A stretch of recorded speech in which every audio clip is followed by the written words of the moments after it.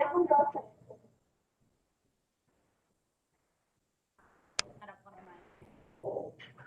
was going to go.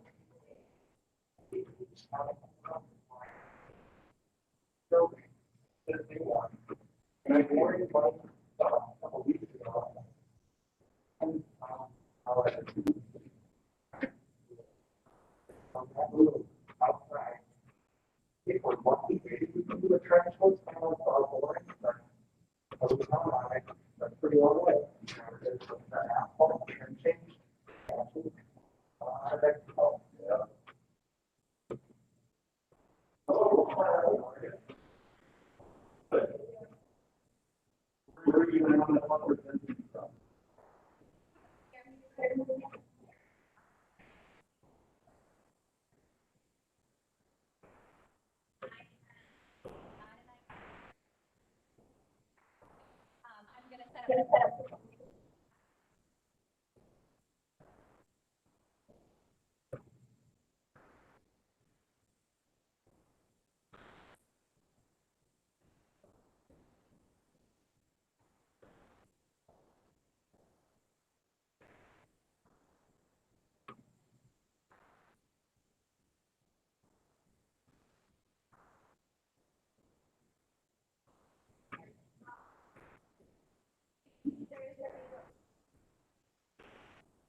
Yeah.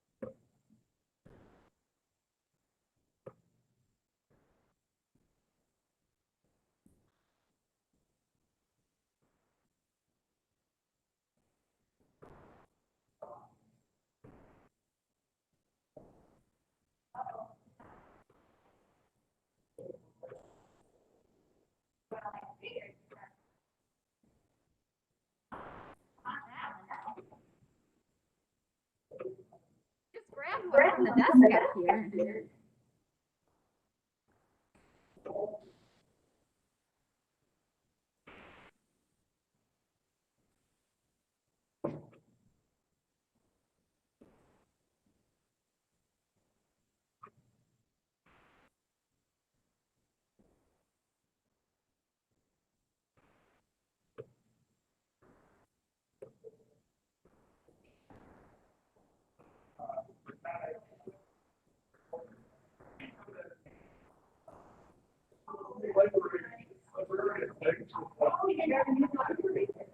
Library.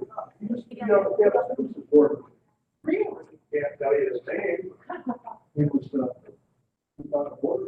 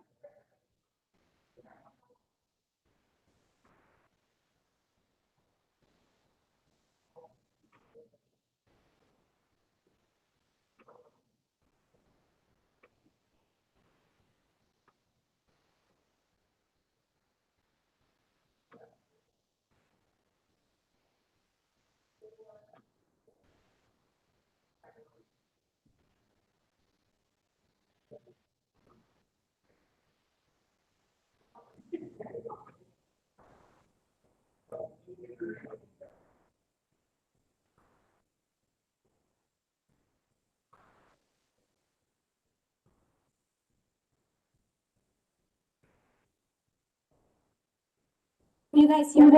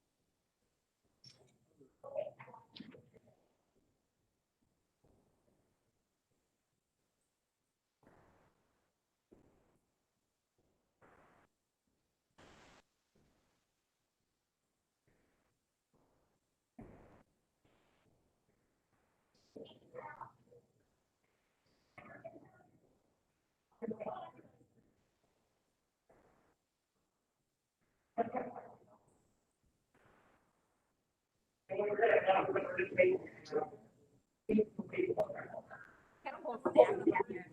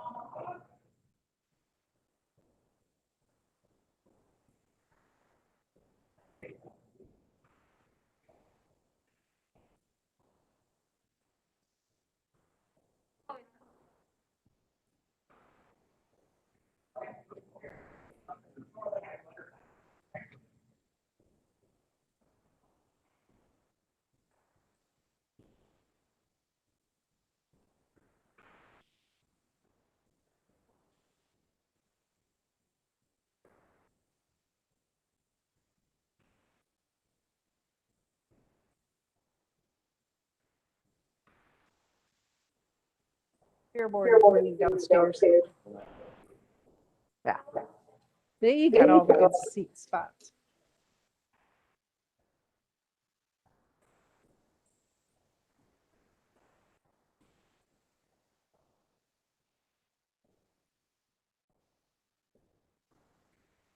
Mary.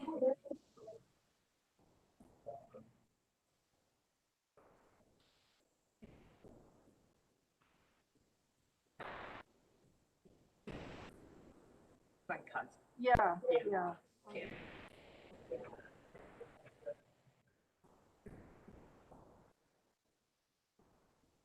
Howard Garden.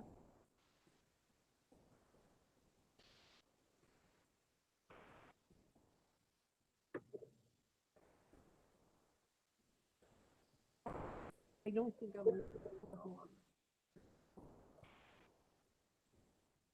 I will tell. Yeah, someday, no. Yeah.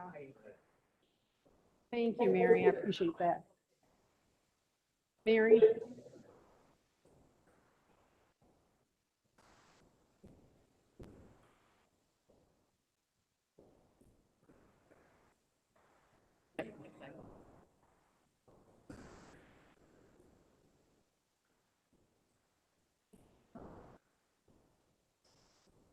Just to secure that.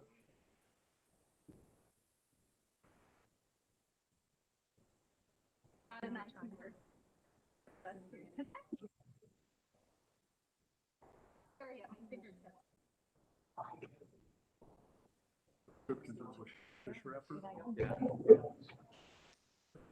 What do you think? You better-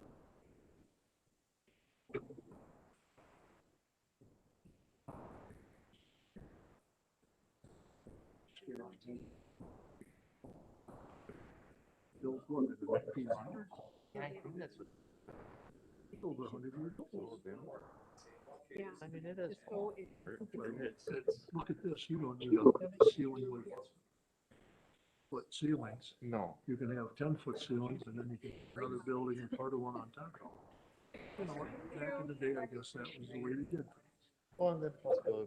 I might have to Right come now, in it's tomorrow and confusing. sign You these come up to the unless courthouse and you can't come in do the them front doors. afterwards, because we're running. You gotta go like You gotta go But here, around. That there is confusing. maybe you they're know. down at the fair board, This way here you go. Operate into, you know. you know, it'd be nice to be able to use this building, yes.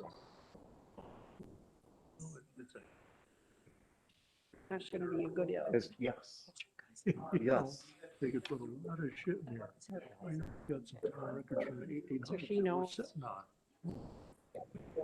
Bring them here. Yeah, make this a.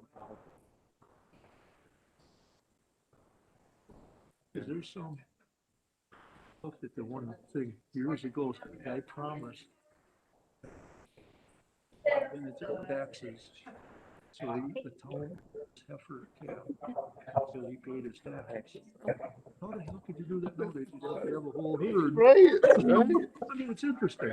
Well, it is, it And is. then they had a list of who, I wouldn't do that, but who got aid from the county.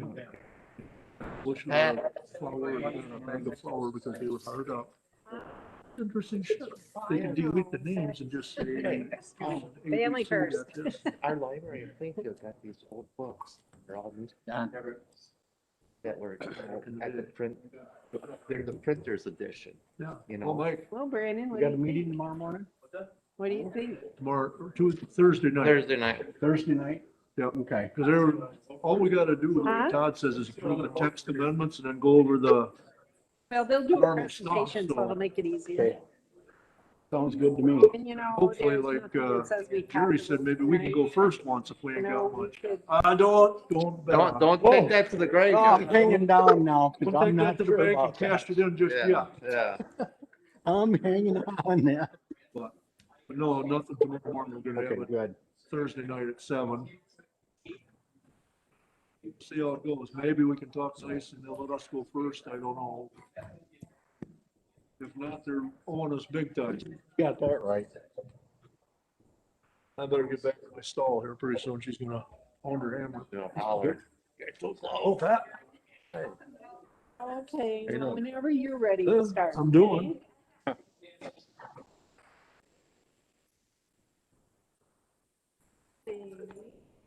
start too. Brandon, are you still working virtually? 100%? Oh, I go in like once a week. Okay. You think it's The guy this who time wanted we're to not in try to every find day? a parking space. Is it Bowler? So I'm very good.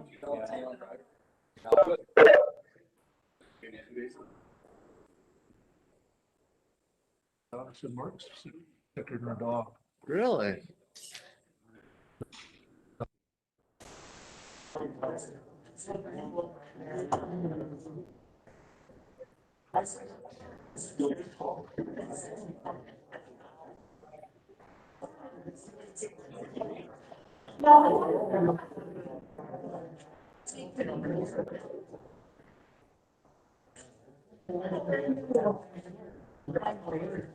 Life is good. Get both your shots.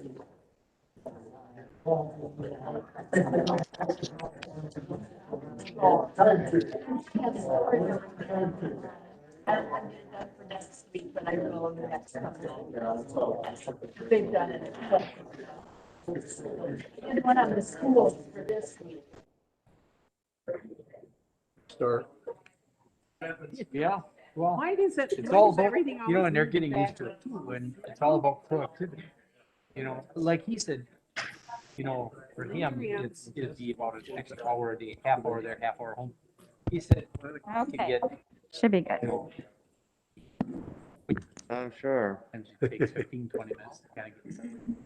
Probably scared. 8 o'clock, he's ready. No, I think this could be a cool Huh? museum. Why? Oh my God, I've never, Think. it's gotta be small. As far as I That's know, Hi, Ben. Hello. Can you hear us okay? waiting. Yeah, you're coming through.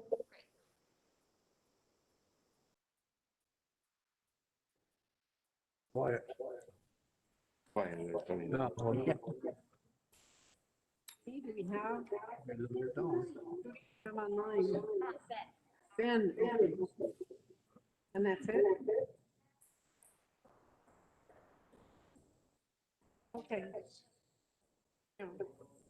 Thank you. Hey. Hey, let's call the meeting to order. Megan will do roll call. Mr. Bonfiglio, Mr. Piaski, Mr. Tim, Mr. Cap, Here. Mr. Eckstein, Here. Mr. Jarvis, Here. Mrs. Colada, Here. Mr. King, Here. Mr. Wadel, Here. Mr. Lauer, Mr. Kirschner Is is excused. excused. Thank you. Let's stand for silent prayer and pledge of allegiance.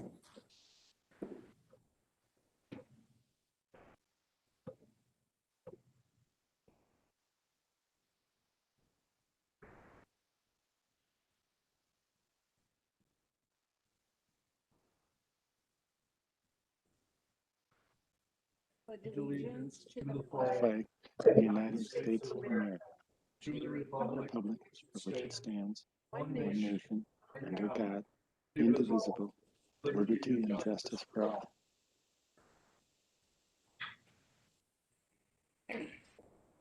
And now I'll entertain a motion to approve the agenda as printed. Motion by Mr. Lauer, second by Mr. Wadel. Any questions? All in favor? Aye. Opposed, same sign. All right, we'll do the approval of the minutes of the February 16th, 2021 monthly meeting. Motion by Mr. Lauer to approve, second by Mr. Eckstein. Any questions or comments concerning the minutes? All in favor? Opposed, same sign. We have no unfinished business, so we'll go right to new business with reports and presentations. Our first report will be from Land Conservation and Zoning Department, and we'll have their annual report. Here, Todd Waller. Whoops. Good evening, everyone. Good evening. Apologize, I'm gonna take this off here. My eyes. Well, 2020 was undoubtedly, will go down for us anyways, and I know for myself, it's probably one of the most challenging years that I've had to face in recent memory. Not only was our office hit with COVID, which introduced a number of serious health and service constraints, we were also faced with an election year that introduced a number of economic uncertainties and personal apprehension in the workplace.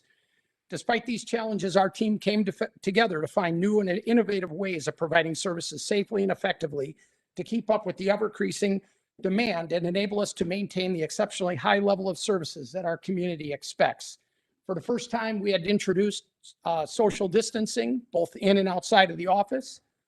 Our office was hit with several quarantines due to family members being in contact with COVID-positive individuals. We had to incorporate virtual capabilities into our inspections and also our meetings. And for the first time, we reviewed video and photographic images for inspections and on-site verifications. Throughout all of this, we issued an unprecedented number of permits across the board while witnessing a tremendous spike in building and the construction industry. The general permit activity within our department soared to even higher record levels in 2020, eclipsing record numbers that we experienced in 2019. We witnessed a 7% increase in overall land use permits, a 7% increase in sanitary permits, and a 75% increase in public hearings. In all, we saw a 29% increase in total permit revenue to the county.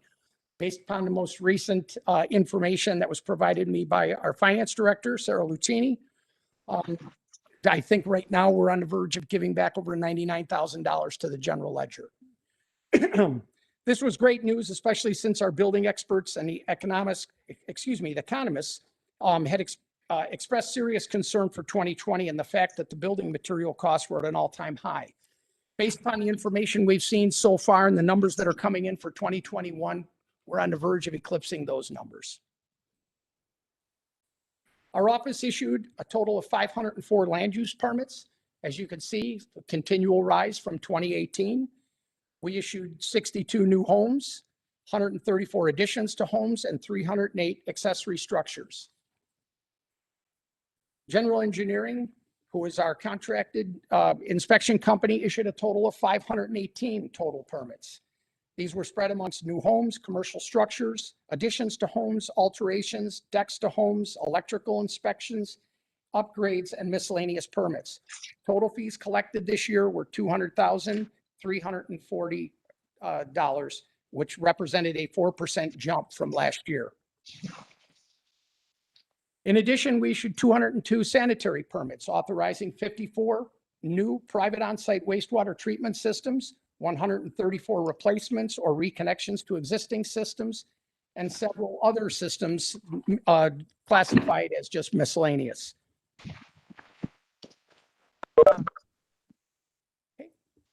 As many of you are aware, we are required by the state statute to have a mandatory private on-site wastewater treatment system or sanitary septic system maintenance program. In accordance with this program, these systems are to be inspected every 3 years. So that we don't overload the system, we typically stagger. You'll notice how everything kind of the same, every 3 years. We do that so that we don't overload the system. This year, we issued a total of 3,293 notices to landowners, and then working with the pumpers and landowners to get these systems checked and pumped. We ultimately issued 78 citations, with only 6 of these remaining as outstanding. This represents an overall compliance rate of 99.8%. Our department conducted over 749 field visits to various properties around the county. These included 167 sanitary system inspections, 6 on-site soil verifications, about 265 code non-compliance investigations, 69 annual travel trailer inspections, 206 landowner requested information visits, 2 re-veg verifications, and 34 address number reassignments. We also witnessed 212 code non-compliance inquiries that were made to our office. There were 185 investigations that were brought into compliance. And right now we have presently compiling over the last couple of years, 143 non-compliance situations still pending, and we're still working on them.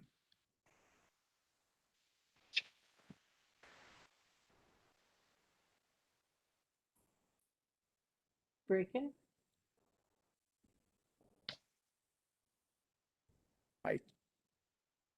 there we go. Okay. Nope, we're good.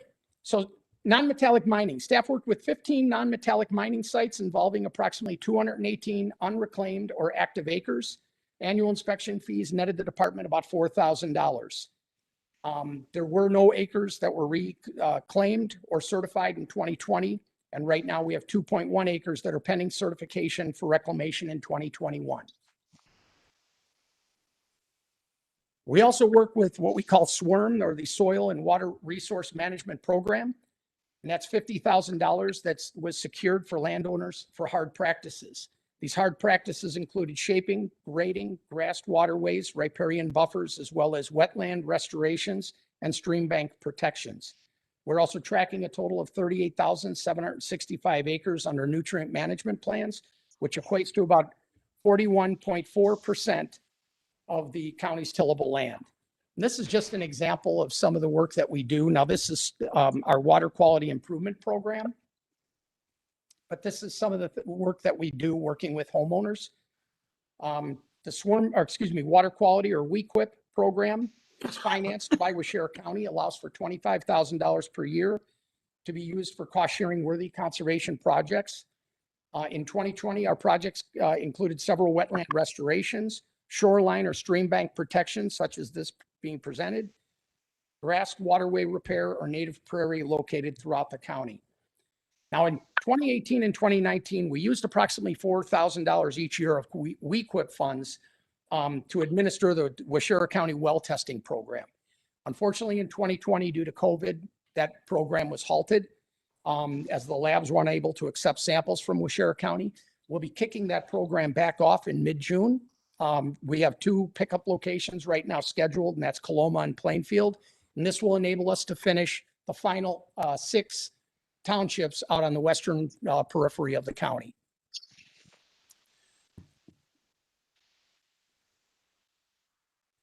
We also continue to contract with the USDA Animal and Plant Health Inspection Service, a service known as APHIS, and that provides wildlife damage abatement and claims to certain individuals.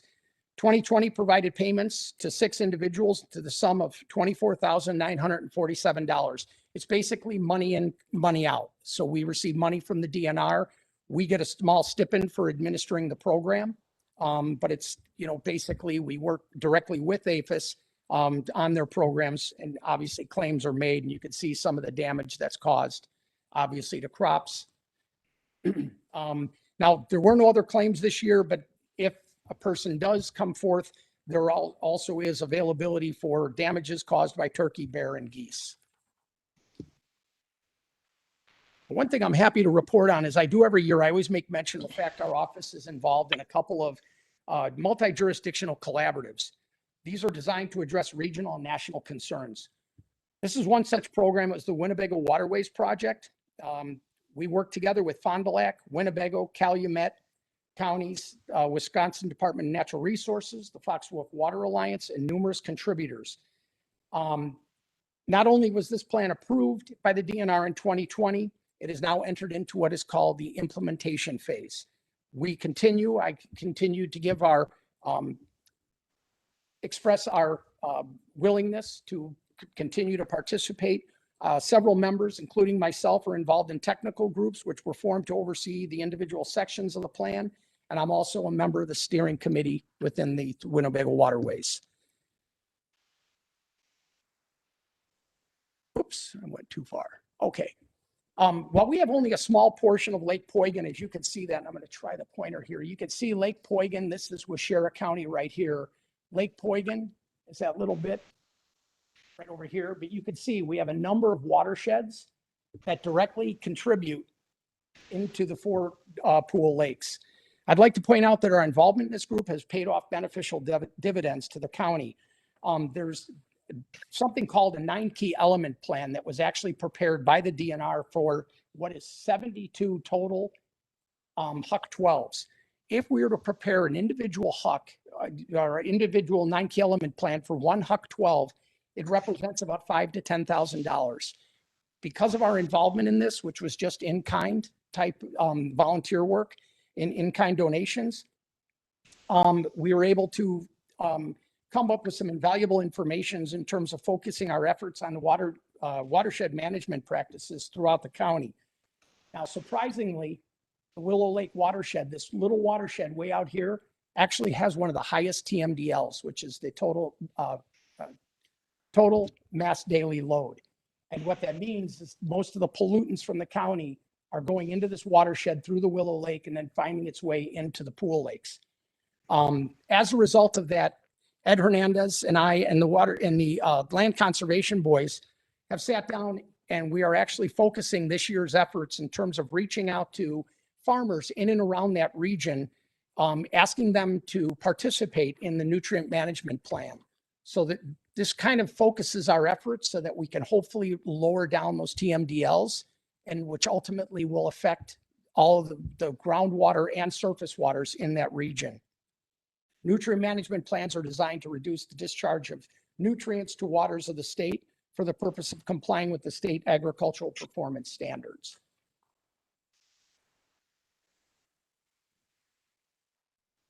The other multi-jurisdictional collaborative that we belong to is the Central Sands Groundwater County Collaborative. This group is comprised of health professionals, land conservation professionals, and designated county supervisors from Adams, Juneau, Marquette, Portage, Wood, and Waushara counties, as well as representatives of Golden Sands. For those of you that are not familiar with this group and our efforts, we were assembled to work together in assessing the overall quality of the groundwater in the Central Sands region, to hopefully come up with a plan to tackle the amount of pollutants that we're actually getting into our drinking water. 2020, or shall I say more COVID, put a huge roadblock to our efforts. After almost a year's worth of meetings and public hearings from the governor's groundwater quality task force, 13 bipartisan bills designed to address water quality, which unanimously flew through the House prior to COVID, hit a roadblock at the Senate, and that was due to the onset of COVID, and they went into immediate recess. As a result of the inactivity, the entire process now has to be replicated. Our group is starting to reconvene and circle the wagons to support and sponsor efforts to reintroduce these bills to gain full legislative support. If these bills are passed, it would have a profound impact upon the region, as it would provide funding and programs to help combat future pollutants from entering into the waters. And lastly, I'd like to leave everyone on a high note. Based upon last summer's and last fall's measurement readings, our water levels are actually starting to recede. We're now seeing upwards of 6 inches to a foot on some lakes in terms of the recession of water. The midwinter and lower than normal snowfall is hopefully going to bring this, somewhat to an end. We still have quite a ways to go, but many of our lakes now are at or below their ordinary highs. I believe Springwater, town of Springwater, if I'm not mistaken, is actually going to probably start taking these issues up. I know residents are eager to get back in their boats, but there's still a lot of stuff that needs to happen. We met last night,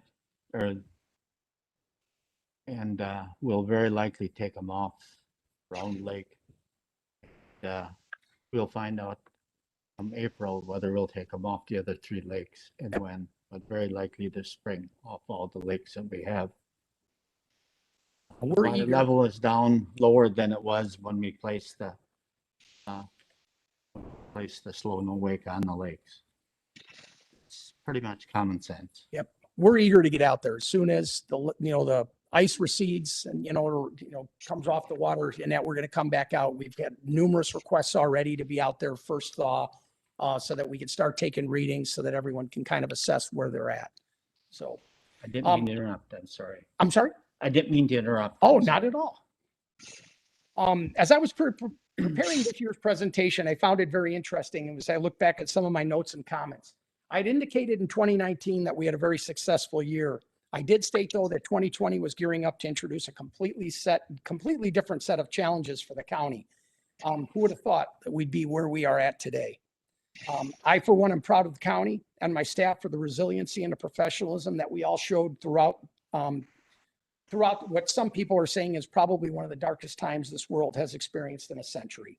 While we were faced with overwhelming obstacles, we all found ways to persevere so as to continue to provide the high level of services to our community. I say it each and every year, and I'll continue to express my gratitude to you all and my staff. I'm extremely blessed to have such a tenured group and of talented individuals that I get to work alongside each and every day. I've always mentioned it that I have an open door policy. Please stop by anytime. And if you have any questions, that's what I'm here for. So hopefully help out. And with that, I'll open myself to any questions.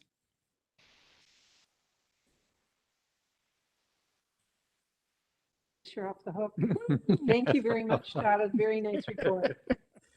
Appreciate it. Thank you, guys. Oops. Okay, next we will hear from the medical examiner and her office's annual report. Ms. Toma?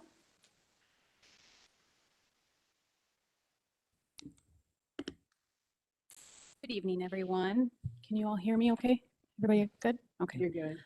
So the Office of the Medical Examiner this year, this is my first full year with the office because in 2019 I didn't begin until March.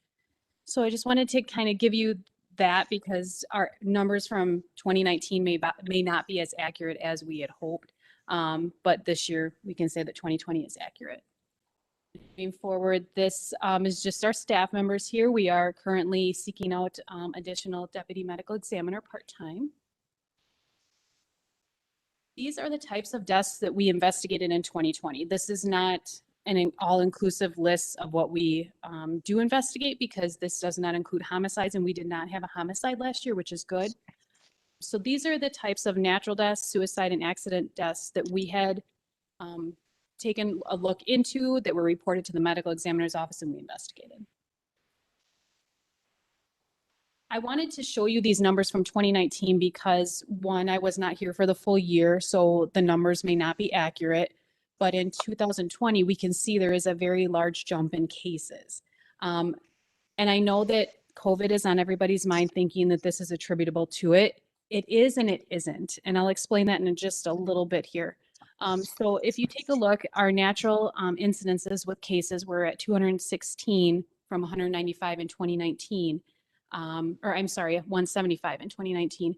And then we jumped from 12 to 22 accidents. Now that doesn't mean traffic fatalities. That encompasses elderly people who had fallen, fractured their hip, and then subsequently died because of a pulmonary embolism or something contributing to that death from that fracture of that fall.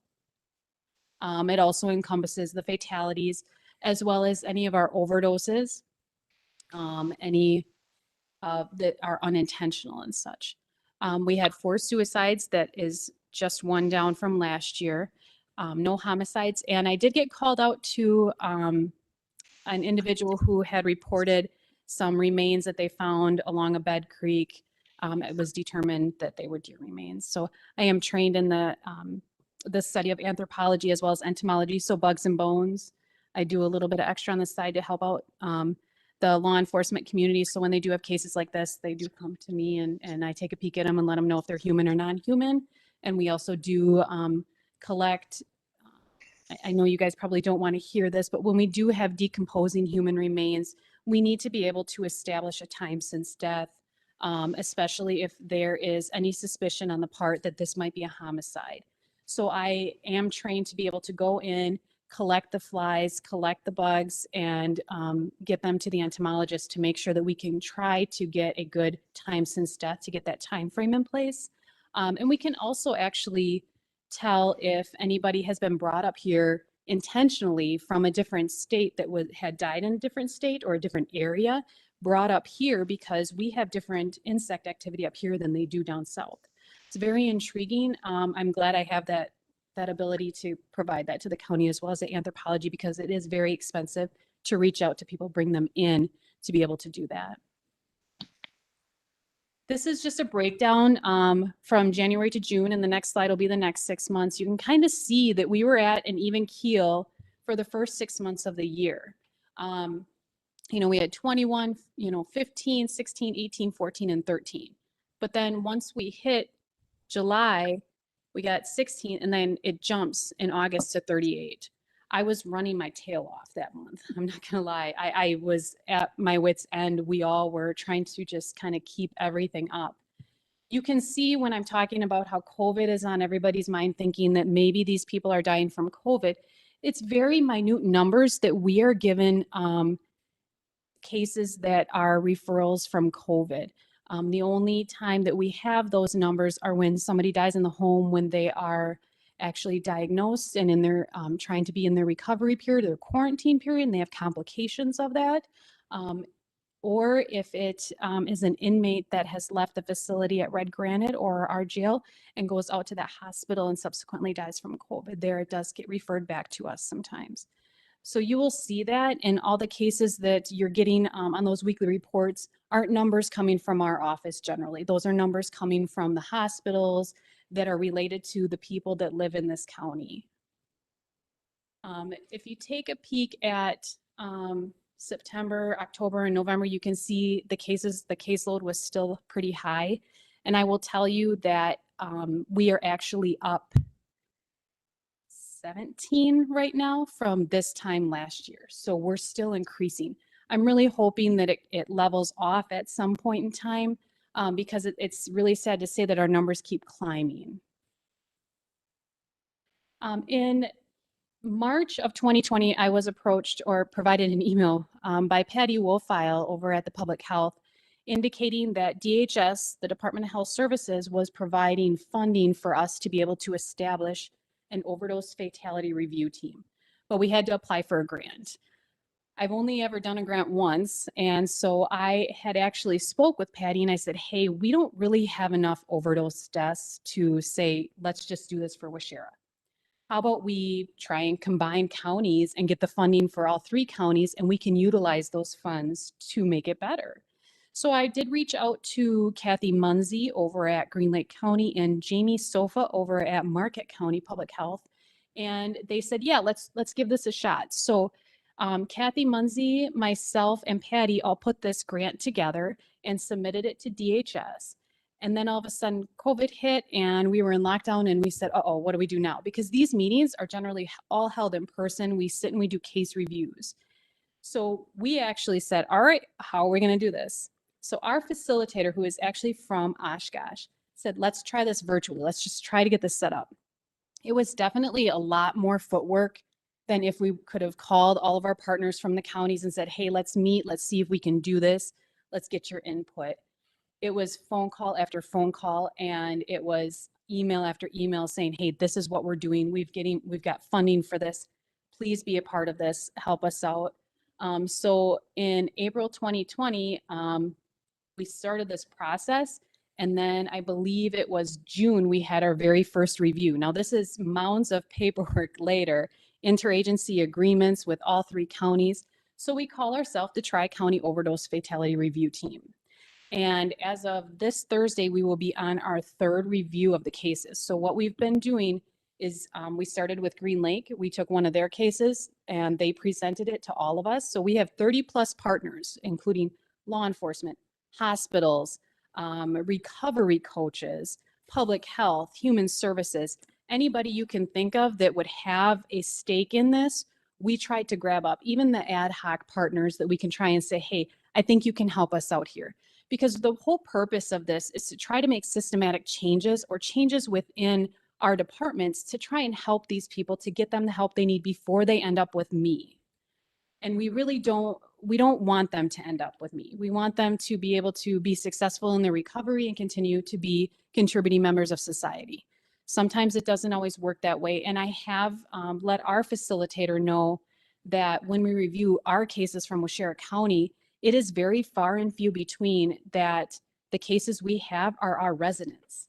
What we've been finding out is that our overdoses that are occurring are people that are transient. So they've only lived here for a few weeks, a few days, even a couple months, and they're overdosing in our county and dying.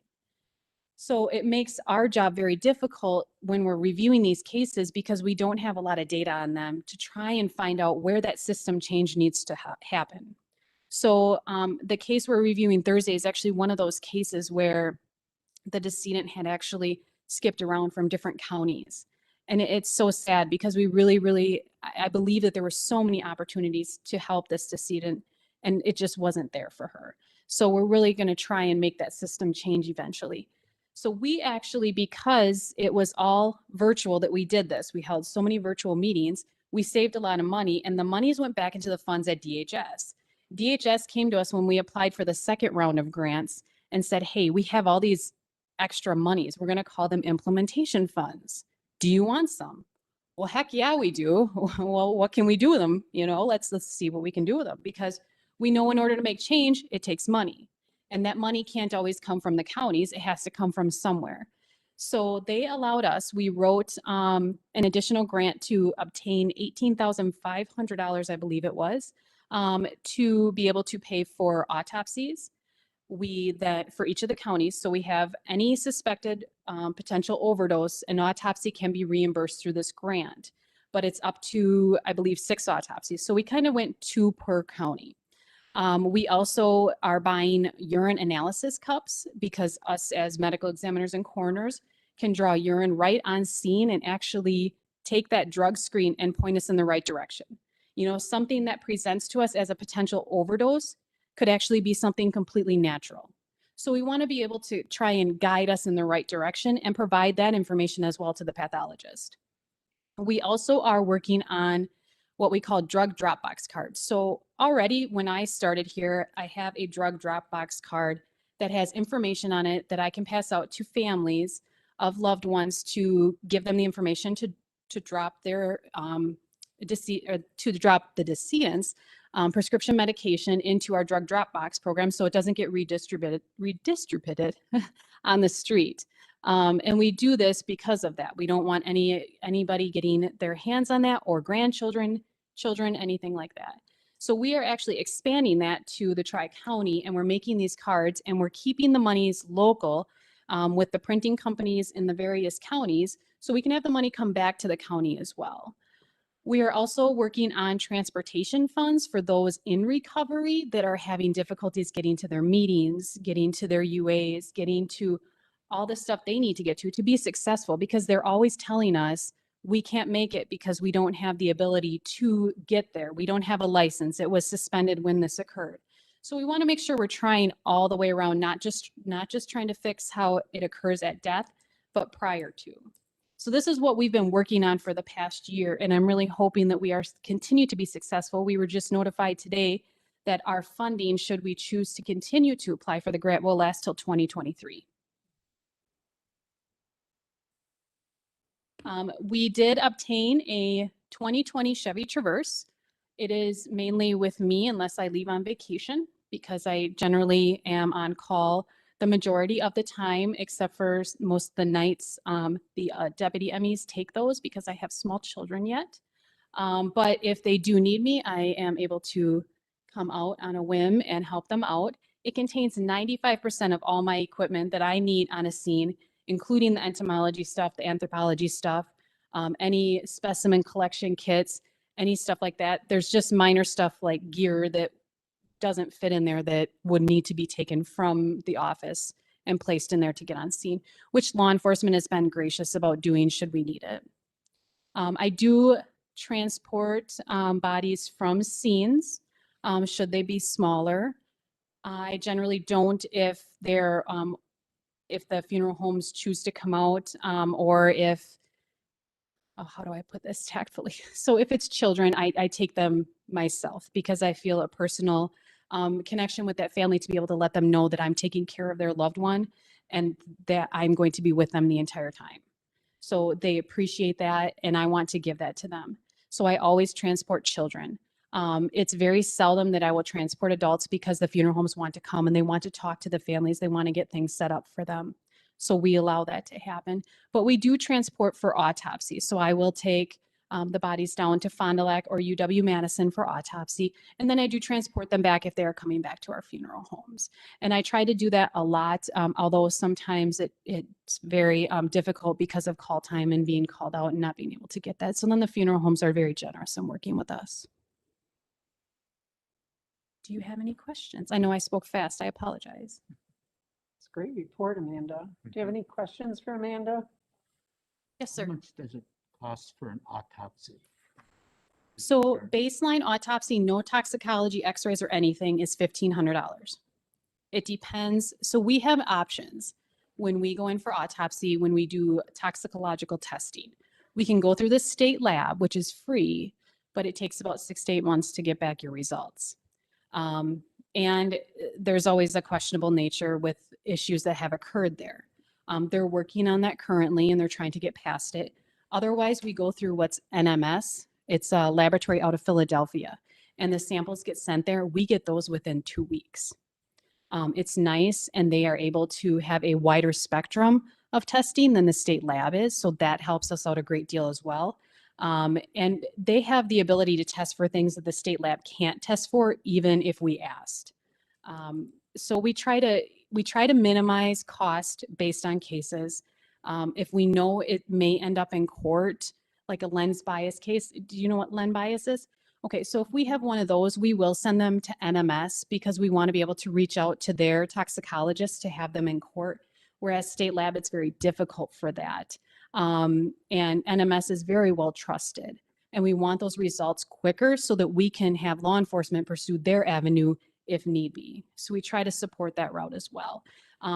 I did forget to mention with the OFR, we also were approved funds to be able to use some of them for toxicological testing as well to be paid for with the autopsy. So, and that testing can be anywhere from $500 to $800 depending upon what you order up. So it does come to a cost. When we do transportation for autopsies, we're saving ourselves about $200 to $250 every time because the funeral home charges us that to take them and bring them back. So I'm trying to save costs for that as well. And it gives me time out of the office. I know that some may not look at that like a break, but it's the ability to speak with other colleagues, you know, determine other cases that they're handling for us or helping us with autopsies. And it's another learning experience as well because every case is different. She really dated you, Everett, when she asked you who Lenny Bias, if you knew who Lenny Bias was, and you said yes. There's people my age that do not know what Len bias is, and I have to go through the whole story. So just always like to ask. Yes, sir. We determine if a death is caused by COVID or some other cause. I think sometimes a person could have COVID and still not die from it, but die from something else. Oh, absolutely.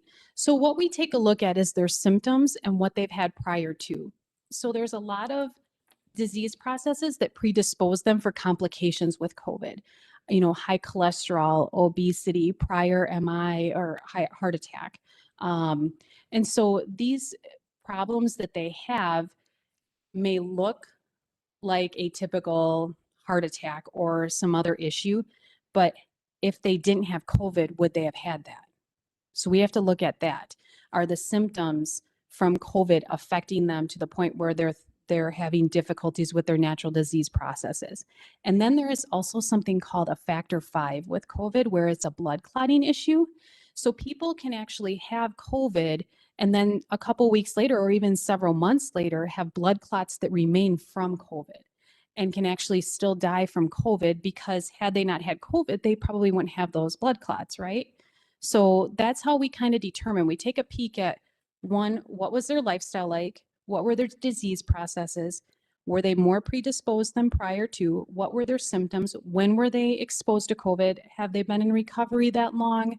You know, if we're talking months out, it's questionable. So we really want to take a peek at things too. And we like to actually, I've done COVID tests on deceased to determine if they were present with COVID or not.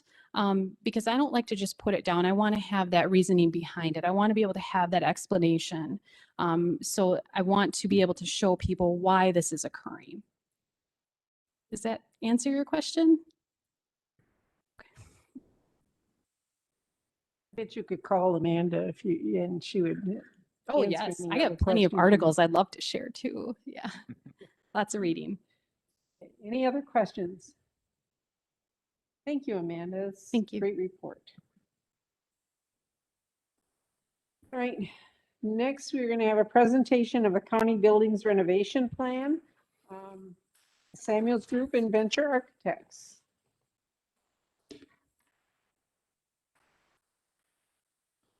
Good evening, everyone. Good to see you this evening. So I've got to ask all of you, when you got your county packet, when you looked at the resolutions and you saw the numbers there, did you about tip over. Yes. I'll admit it. So I will attempt to explain to you what those resolutions are about in this presentation. If I don't get that accomplished, please ask questions. Okay. So we've done a lot of work with the committee. We've done a lot of work with your staff. Got a couple gentlemen with me, John Keene from Venture Architects and Henry Krupp from the Samuels Group. Those guys have poured hours into the master plan that you have in your packet. And do you all have this in your packet, the master plan? It was, no? I know. Okay. Got some hard copies here if you don't have them with you. I think they were sent out in your county packet.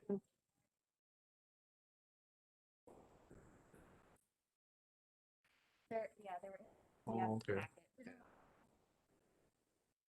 It's only 90 some pages long, so Give me time to read it. I'm sure you probably all read it. Would you give me time to read it quick? Well, here's what I intend to do with the presentation tonight is I want to kind of walk through what we did. I want to give you a summary of our findings, and then I want to talk about what the next steps are moving forward. So to go back, and I don't remember when we were here last year, we were here to talk about a master plan process. And what the master plan process was to involve is we went and visited all of your county-owned buildings, and we did an assessment of what their current condition is. And then we also interviewed all of your departments to talk about their current needs from a space perspective, and then also needs that they would have in the next 10 to 15 years in regards to square footage, staff, growth, potential. If there isn't any growth, what would be a reduction in square footage? And that's really what is in this master plan in a bunch of crazy detail. Okay. And then if you remember, a master plan is a roadmap of where you are today, and then what are you going to do as an investment into your properties over the next 30 years. We talked about a 30-year plan. Okay. So when you start to look at these projections that are in here, and you look at some of these recommendations that are in here, it is a plan or a forecast for 30 years. Now, what we talked about when we first initially started that is that some of you may not be here for another term.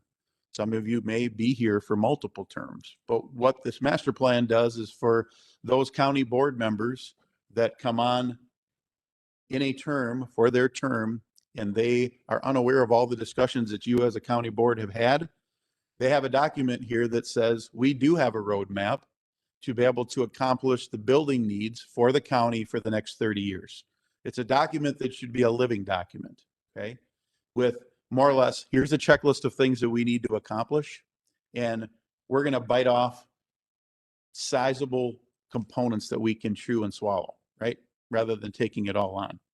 So what the master plan represents is that after we went through and did all of our evaluation, you've got about $60 million worth of need for your county, okay? When we're talking construction dollars. Now, that's not uncommon from a lot of counties that I've worked with. There are a lot of counties that are in the same situation as you are. And can you take all of that on at one time? That's the decision that you, the board, have to make, okay?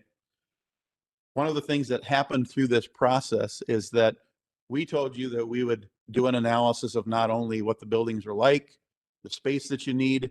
We would also talk about energy efficiency of the building to some comparable buildings. And we would also bring to you what's it going to cost the taxpayer in regards to their tax bill, right? Because $60 million is a lot of money, but it really doesn't mean anything to you unless we can quantify that as to what the taxpayer is going to pay, okay? So Jeff is here. He is the financial planner that has worked with the county in the past. We asked him to come on board when we got to the point of identifying the projects that the county we're recommending to the county, and then to put together a summary of what that would cost the taxpayers. And at the end of the presentation tonight, Jeff intends to talk to you about that. I will tell you right now that what surprised me was the position that your county was in a good position to be able to afford this work at a minimal impact to the taxpayers. Because when you think 60 million, you think everybody's taxes are going to go up just an incredible amount of money. Now, they're going to go up if you do 60 million, but it's a lot less than what I anticipated. And I won't steal Jeff's thunder, but I want you to keep that in mind, is that as we look at this from a master plan perspective, what we typically do is identify the need, which right now your need is 60 million. And then we step back and we say, what is the county board comfortable spending at this point, right? So I've worked with counties that I come back and their need was $150 million, right? And I would stand before the county board and I say, what are you comfortable spending right now? What are you comfortable telling your taxpayers we need to invest in our county properties? That county said to me, we're only spending $9 million right now. Okay, $9 million is what you want to spend. Where are we going to prioritize that, and how are we going to prioritize that? Because collectively, all of you are going to have a different point of view. What the master plan does is we're going to take into code issues. We're going to take into ADA issues. We're going to take into efficiency issues. We're going to take into life cycle issues in regards to the building and give you a recommendation based on that. And that's what this is. Okay. Now, I know most of you haven't read this.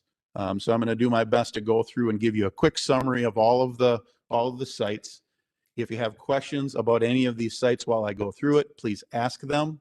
And then we can get to the dollars and cents at the end. So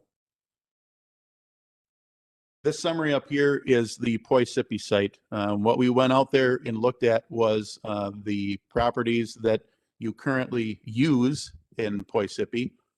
The one that's on the right-hand side is the EMS satellite building. And Henry's done a good job. I don't know if there's a pointer working on this. Okay. This pointer up here, Henry has given you kind of a tour, and he's a wizard at putting things in picture form so you can understand that. This is a building that you currently lease. I don't know the lease terms that are on the building, but if based on our response, if individuals are housed in this building, which they are, and there is a call, they have to run down this set of steps. They've got to go across this parking lot that we've got a picture of right here. And we've got to come all the way through like a backyard. And this yard takes us over to the shop where the ambulance sits. I don't remember how long did that take, Henry. I think we timed it.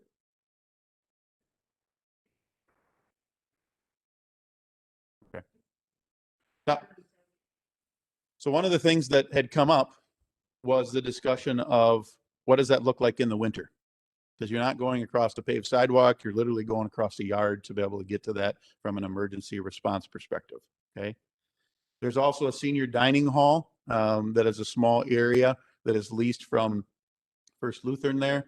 From the size of what's in there, there isn't enough size or space in regards to what is needed for the senior dining there.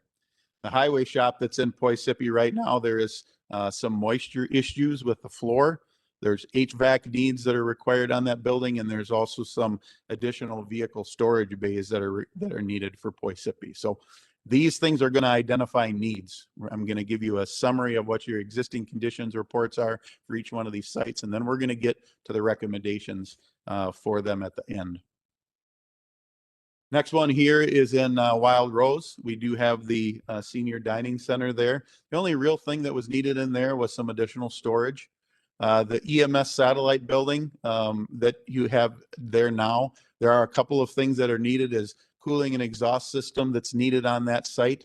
And there's also some foundation repairs that are in there. You can see there's some cracking that's in some block walls and some components that are tied in that structure.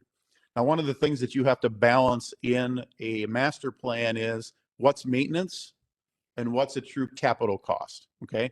Items like this with this foundation repair, these components that are in here, that would be a maintenance cost, okay? But one of the things that you could approach with that is how are you financing that cost, or how are you financing that, or how are you paying for that? So we're just identifying the existing conditions for each one of these components, and we'll talk about our recommendations here at the end.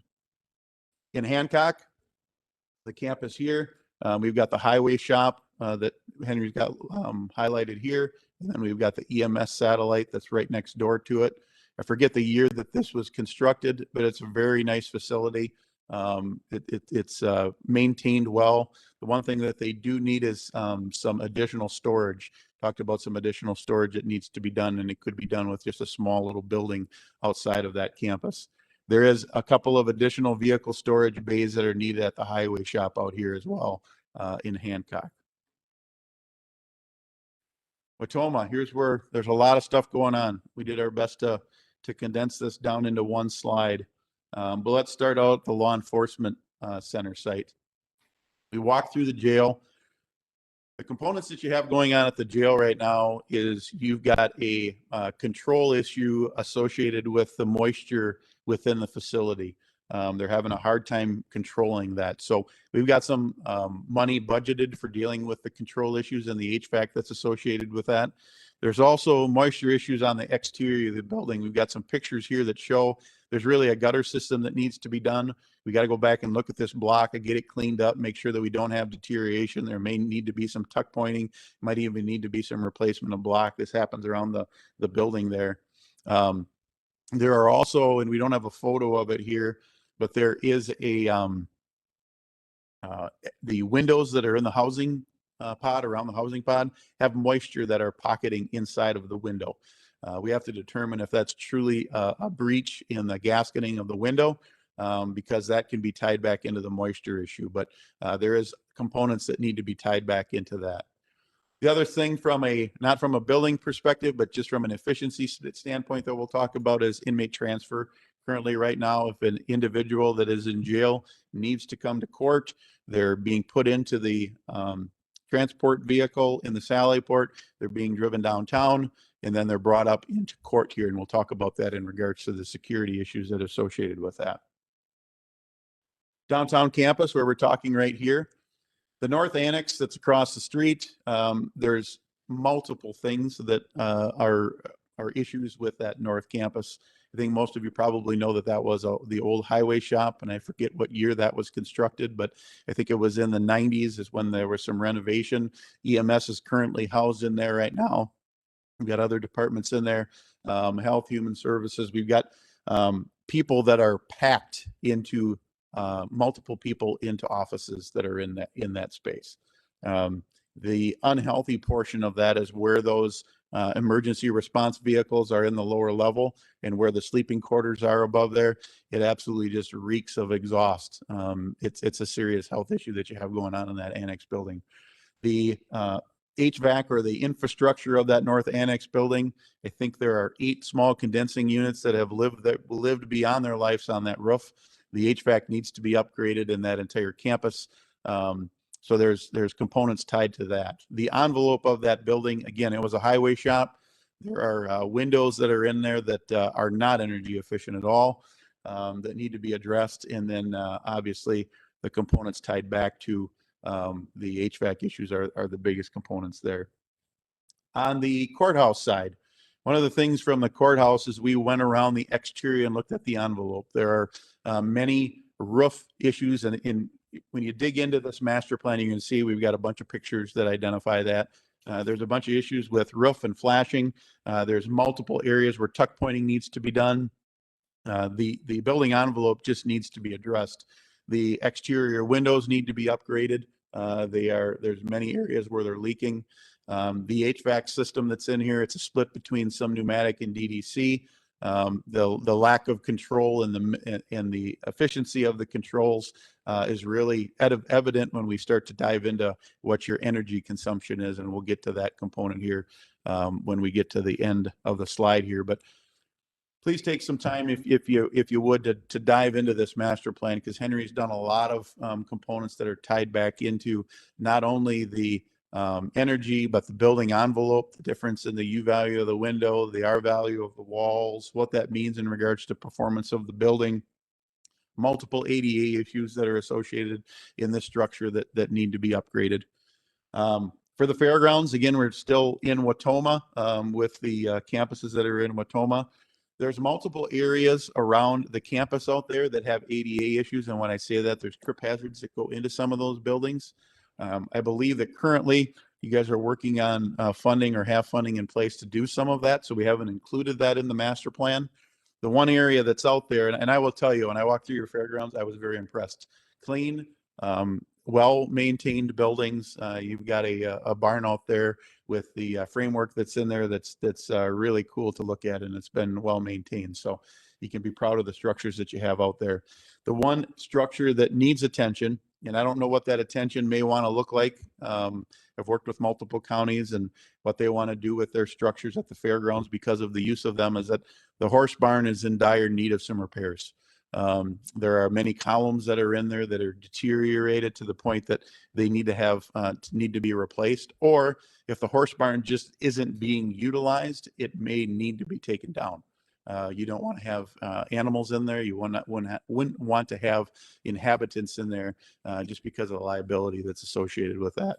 There's a picture here of one of these columns that are in here, and there's multiple columns that are in that area on that barn that have those issues associated with them. Highway department. The highway department needs additional square footage. I think it was around 3,000 square feet in regards to its master planned footprint that we needed in the space planning. But as we started to identify what that looked like in regards to the addition and the renovations that needed to be on that building, if you would walk through the back side of the building, and this isn't a real good representation of what's happening there, but you have a metal building that is deteriorating from the ground up. There's metal areas in there where you could throw a cat through some of the walls. It's just not serving its purpose. So one of the things when we get to the end in our recommendation, you can see that we are giving a recommendation not to stick money back into this building, but to look at building a new highway structure that's in there. Because the amount of money we've estimated you need about $3 million or more of repairs on that highway shop. And that's not addressing all of the issues that are associated with it. You have an old structure that's a metal building that needs some attention. Okay, this is the existing condition summary, the utility comparisons. And what Henry has done here is that he looked at all of the consumption, energy consumption, and he's put it into dollars and cents. He's put it into square footage.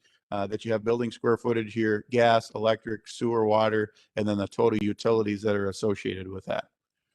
What we did down here below is a county building comparison. And the county that we compared it to was Green Lake. We constructed that facility, neighboring counties, similar needs, wanted to identify the difference in utility cost. The number right here that you guys are spending annually compared to what Green Lake is doing with a similar square footage. You guys are at 164, they're at just under 160. You're spending $122,000 more a year in your utilities than the adjacent county is. We can attribute that to multiple things: building envelope issues, control issues, just not efficient infrastructure in regards to HVAC. There's a lot of things that can be attributed to that. Just the age of the structure. You're dealing with Green Lake that we built that in 2010, something like that. And you don't have a building outside of your EMS buildings that has that birth date. It's all older buildings. And that's what you're dealing with in regards to the infrastructure and the things that are tied to that. So things that you would see in a new building that would help that would be the LED lighting. Go to that component. If we build a new structure, we would look at a LEED silver. We're not saying that you have to go to LEED certification, but we would design to that level. And what that is, that's leading in regards to your energy and the efficiency of that design. And that's a standard that's designed to in today's design and construction. And you would see the benefits of that immediately in regards to the occupancy of that building. All of those things are tied back into building envelope, the HVAC systems, whether we go with gas boilers and air handlers, or whether you decided to go geothermal. We'll talk a little bit about those components here as we get into some of these options. So any questions so far? Am I putting you to sleep? No? Okay. No, not at all. Okay. So these are the options that shocked all of you when you saw the numbers on your resolutions. So what we did with the committee is we narrowed it down to two options. I think, how many did we have? We had 3, I think. I think we even had more than that. We've We have- we've kind of narrowed this down to 2 options so that you don't have to have a lot of debate on the county board floor. Okay. And what the options boil down to are you keeping this building downtown, or are we moving out of this building? Okay. That's where the rubber meets the road. Okay. And I'll explain what I mean by that in these next couple of slides. But it got to the point when we were at the committee level that if I had to read the room, it was probably 50-50 with the committee about, do we stay downtown or do we go out next to the law enforcement center and invest in that property? Okay. Now, again, not uncommon to other counties. We worked with multiple counties where they have an old building that has some historic value to the community, and they wrestle with the fact, do we continue to invest in this old structure? What does it do to our downtown? And quite frankly, there's no right or wrong answer because you as the county have to make that decision. But we're going to give you some of the elements that are tied to that. And that's really what we're asking you to decide in that first resolution is, do you want to stay downtown with a portion of your offices, or do you want to all go out to one campus? Okay. The number that's associated with each one of those options is if you do it all at one time. We're not saying you have to do it all at one time, but what we're saying is we want you to adopt the master plan with either an option A or an option B. And we're saying you need to move forward with something, and I'll tell you why. Not that you have to do it all, but you need to move forward with something.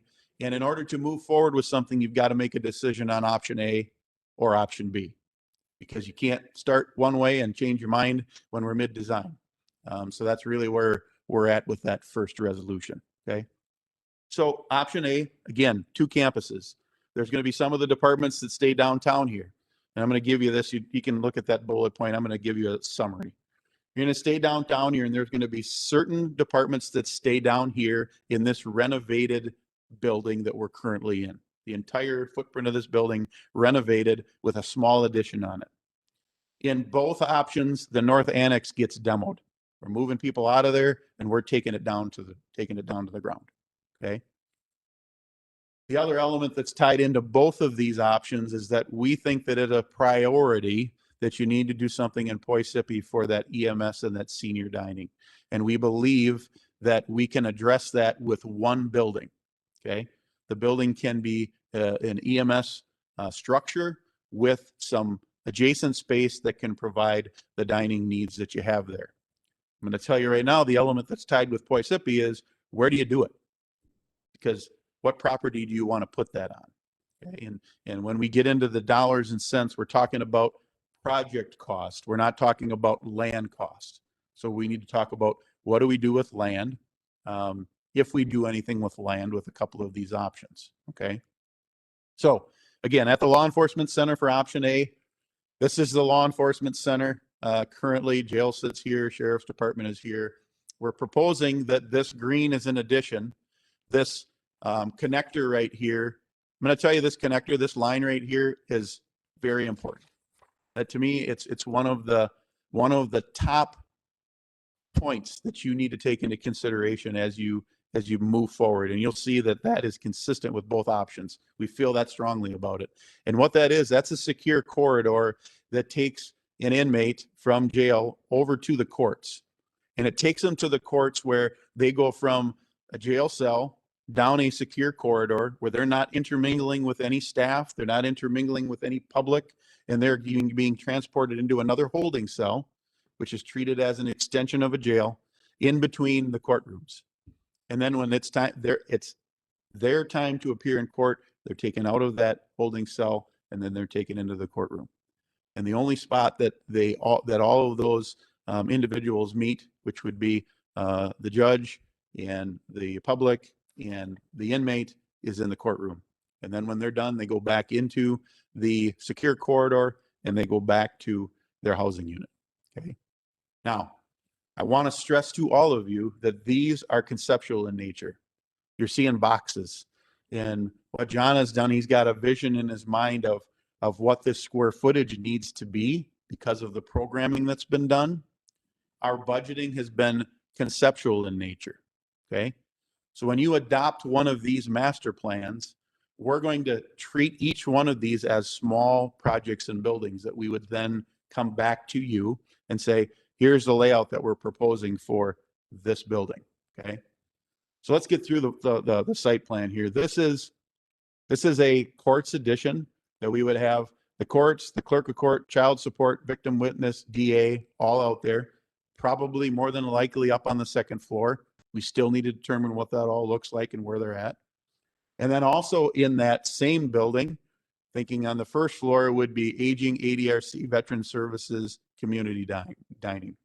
This may just be a one-story option. It may be on a two-story. It's still something that is up in the air, okay? The sheriff's garage, the sheriff needed a one-story evidence garage. The sheriff is also looking for the training, a garage that we have out there. I'm envisioning that these buildings here, like this garage right here, may just end up being a metal building. Same thing with this building and buildings and grounds, because we're taking buildings and grounds out of the North Annex and they've got to go somewhere, okay? And then we're looking at an EMS building out here that would be probably a wood frame structure similar to what you have at the Hancock location. Okay, that's the model that we've represented there. And then this blue down here is the additional parking. So in option A, you got to remember this would need to be phased.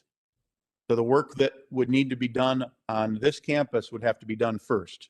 So we've got to create the real estate for the people that are downtown to move out there before we can do some of the renovations down here, okay? The next slide talks about what would be downtown. This red right here represents the building that we're currently in right now. This white over here is the North Annex. That would end up going away, and that would become parking.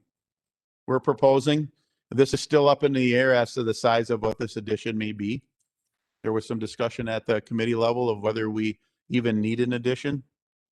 This addition actually got smaller. I don't know that we've got it represented the correct size here or not, but the addition would mean that some additional square footage may be needed for human services and public health, and also for a new entrance.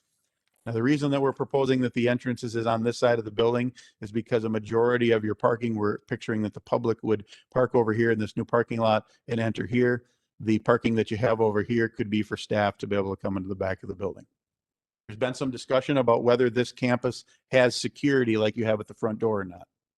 And that's one of the elements that's been discussed at the committee, is that if this campus is secured and the new campus is secured, you've just doubled the need for your operating costs in regards to having a post there. That's an element that needs to be considered for both of those options, okay? We do propose that there could be some green space in this area here. There would be a nice courtyard for gatherings, those components. And then we're coming back into this building here and we're renovating it. We're going to take all of the floors. We're still kicking around whether we do anything in the lower level, in the basement, of what that renovation looks like. Creatures, us as humans, like to have daylight. So we need to figure out what do we put down there outside of offices that we can actually have people in a floor where they start to see some daylight. So that's really what we're wrestling with, of what happens on that lower level. There is a need for storage, so we could have some storage down there. There is a large meeting room down there that can continue to be used without doing much renovation. We could potentially give it a facelift in regards to some finishes, some new paint, those sorts of things. So this project right here and this project right here together, we're carrying a project budget of $42 million for that. So if you told us today, that's all we want to do, we're not doing anything more in option A, that's going to cost $42 million. And Jeff's going to tell you what $42 million is going to cost your taxpayers here in a little bit. But we still haven't addressed the highway shop. So there's new projects that are in the highway budget. You heard me talk about some bays that are needed in Poisippi. You heard me talk about some bays that are needed in Hancock.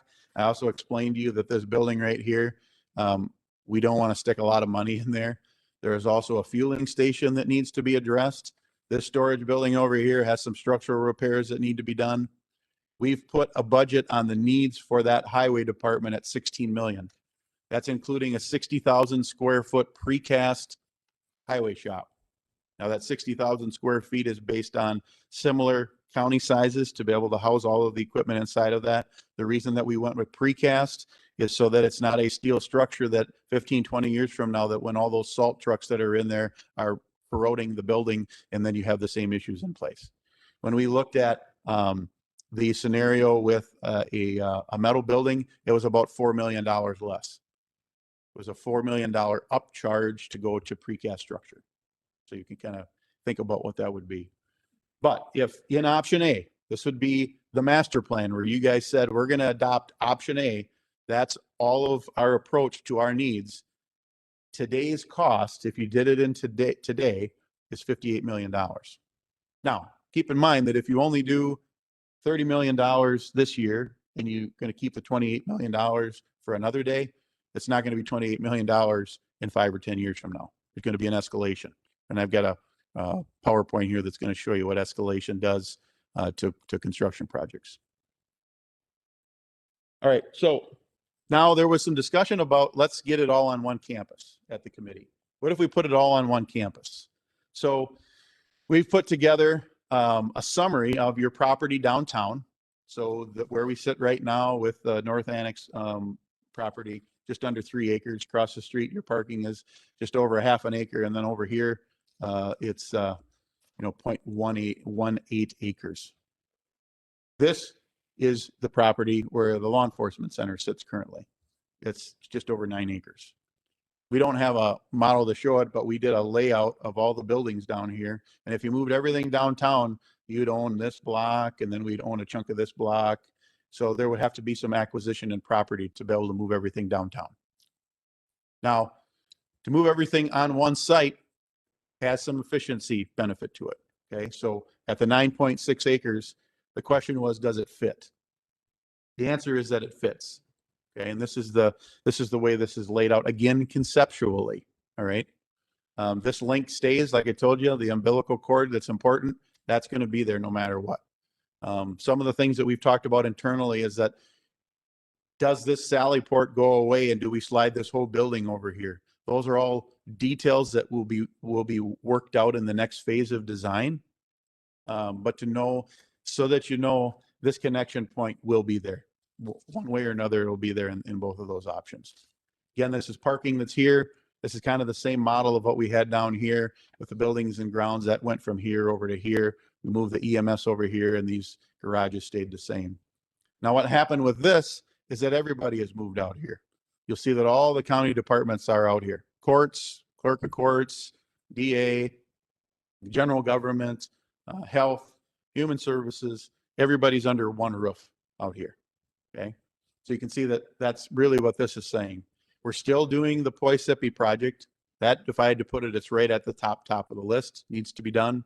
It's one of those things that can be turned around very quickly in regards to movement of that. And I'll talk to you about how we would propose delivering these projects in a little bit. But here's the big hangup with this option. Well, there's 2 hangups. It's $5 million more. And the second thing is that what are we doing with the downtown? What are we doing downtown here? We would still take the North Annex down, but then the committee talked about, what do we do with this building? So there was some discussion at the committee level about, well, what did Green Lake do? So somebody in the committee, while we were doing it, Googled it and said, oh, they gave it away to, I don't remember what it was. So it was some nonprofit organization. So they just donated it to a local group. And I believe it's still functioning that way. So do we give it away to a nonprofit? Or do we demo it? Do we sell it? Does anybody want to buy it? And discussion was at the committee, we don't know who would want to buy it or what would they even want to pay for it. Then do we demo it? And that's where the room split in regards to, there's some historic value to that. And then the other one, we talked about this reuse of the historic courthouse.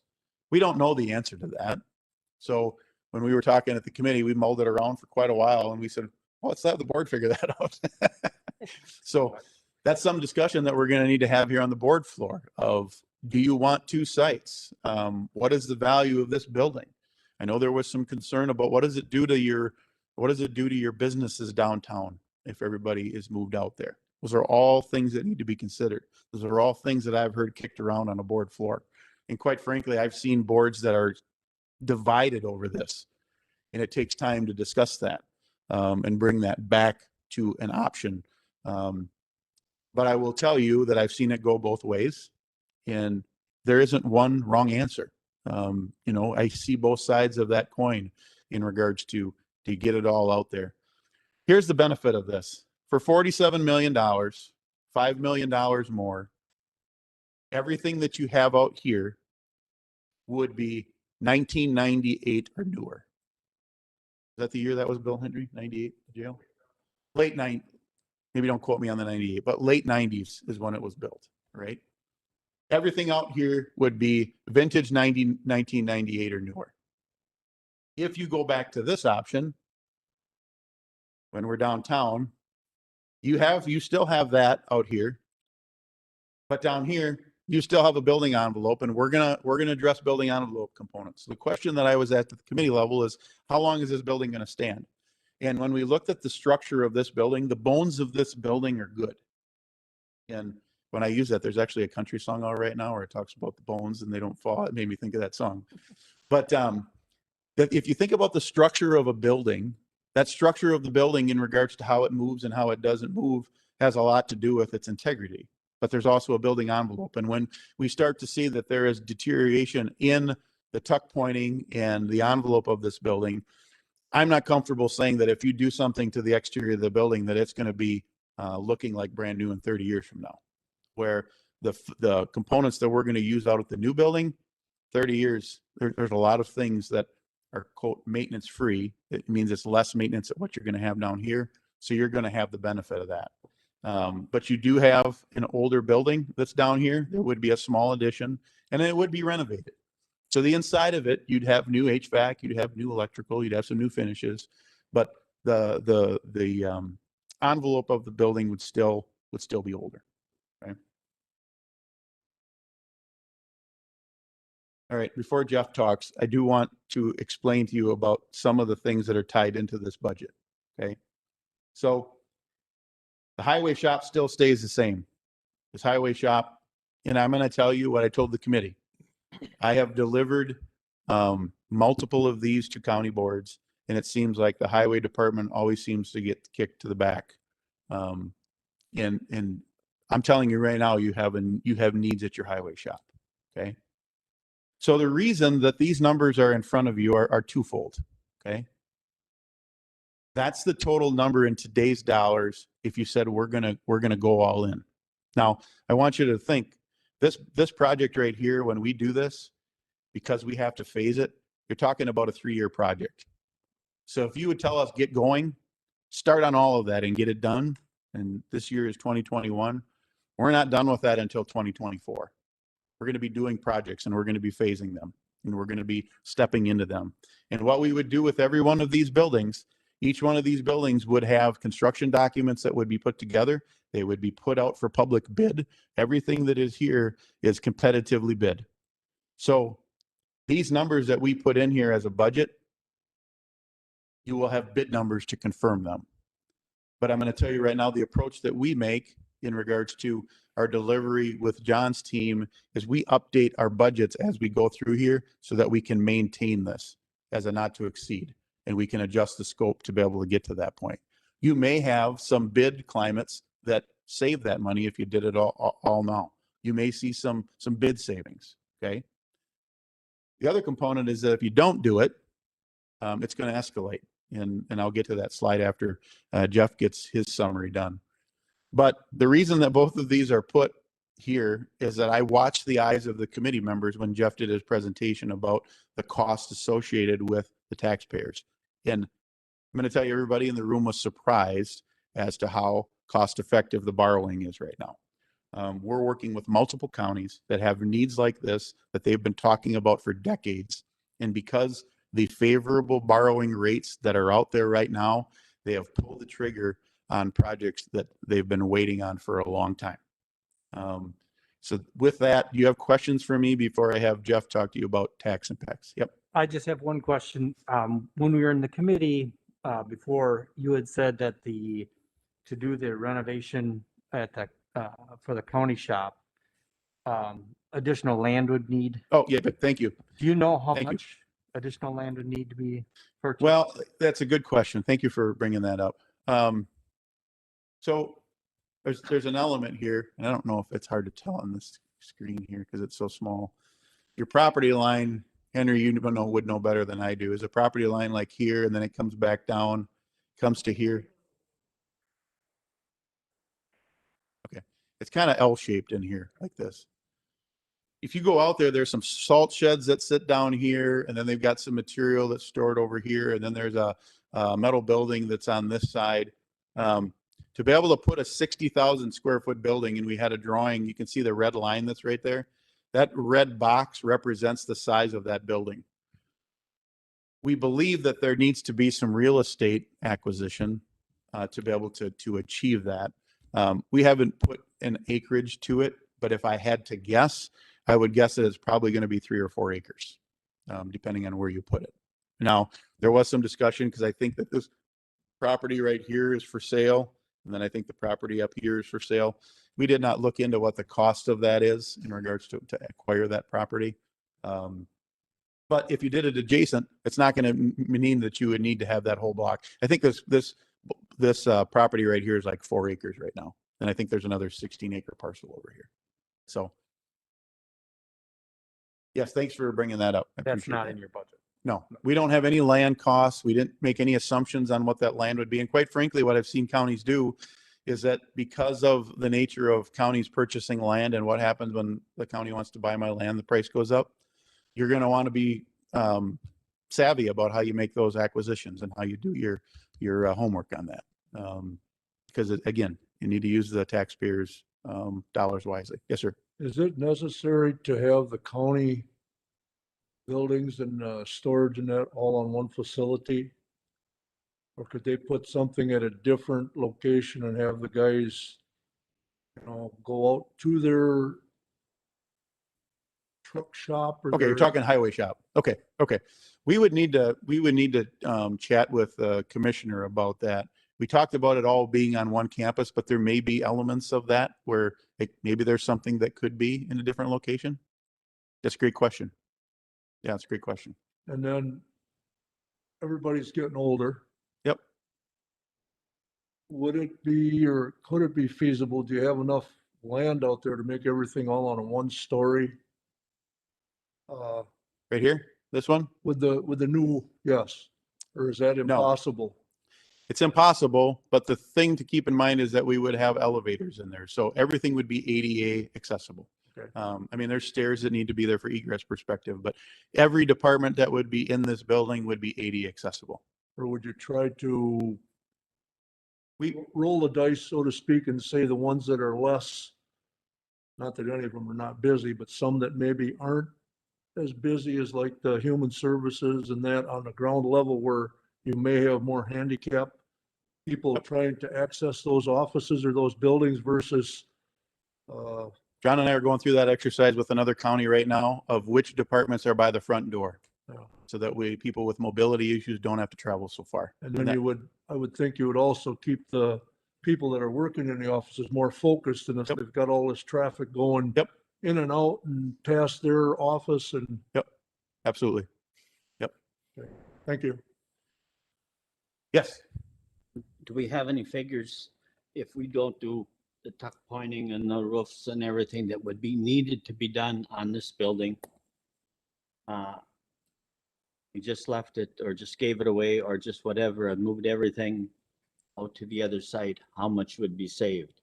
How much money could then be spent on that out there? In this option right here, in option B, we're not investing any money downtown at all. We're just leaving it as is and walking away. Is that what you're asking? Right, but I just. Yeah. Oh, you're saying if the North Annex stays? No. The North Annex comes down. Okay. But nothing is done with this building. Yep. How much of a savings? That's currently how we have this priced. Okay. Option B, we're just moving out and we're leaving the building as is. Okay, Yep. thank you. Yep. Other questions? Is that going to be enough parking? That concerns me a little bit. That's a good question. And that's one of the things that John and I talked about in regards to the parking that's associated there. We believe it is. But we do need to do a car count on that. Yep. Other questions? And I'm going to come back. I want Jeff to do his dollars and cents, and then I've got some other stuff I want to talk to you. So if you think of something while I'm sitting down, you can bring it. Yeah, go ahead. I see the EMS building you have there. Where's the kitchen? We've got the kitchen is right there. That Oh, existing okay. building. Yeah. Okay, all right. It's hid by sheriffs and training. Okay, got it. Thank you. Yep. There's enough room in front of that for the EMS? Yep. The other thing that I just want to stress is that, again, this is conceptual. What you would see, this is a placeholder in size. So more than likely, this is going to change in regards to its orientation. And we've put boxes there to represent the program space. So what's going to happen in the next level of design, if you adopt this and you say, hey, we want to move forward and here's what we want to spend, we're going to then dive into the next level of design, which is schematic design. It's identifying a floor plan for each one of these structures, and it's also identifying a site plan. And then that would come back and answer some of those questions. What are we doing with utilities? Where are we putting the adjacencies, and how are we connecting? You know, a master plan is high level budget. And as you adopt it and we move into phases of it, we're going to really start to get into the details of the design. One more question, quick question. Is a building of this nature, my son is in construction, building homes in Madison. Yep. And he said it's just, it blows his mind what the prices have went in 1 year's time. Yep. Are we looking at that rapid price increase if we, for whatever reason, would say, hey, we're not going to do anything, we're going to do it 2 years, 5 years down the road? Would that number be tremendously higher than that? So right now, I just want to give you an example. This building right here, we would propose to be wood framed. And I'm even wrestling if that's what we do with that because of the cost of residential materials. Mm-hmm. What we have seen in increases on the commercial side has been steel related. John and I are doing an exercise, or not an exercise, we're building another building for another county right now. And we've actually taken the building construction and we've maximized precast construction in that building to be able to keep the cost down. Okay.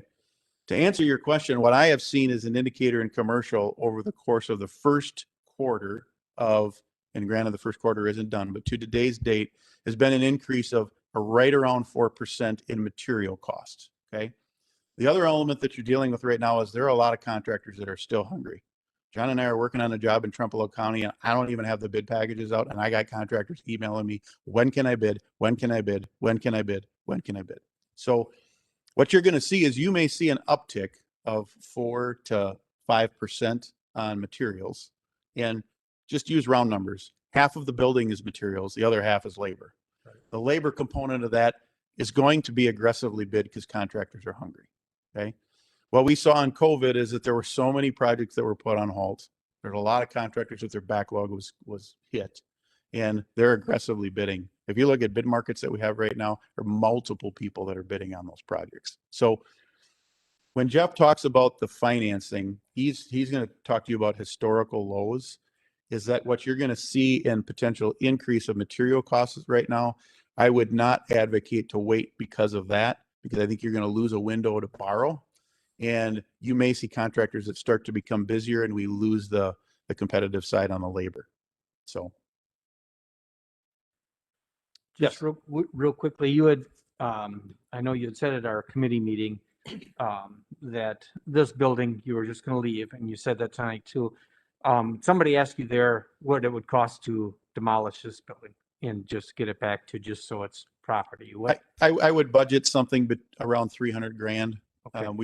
We're doing another demo right now that was just under 200 grand. I think if you figured $300,000, you know, it is probably a conservative number associated with that.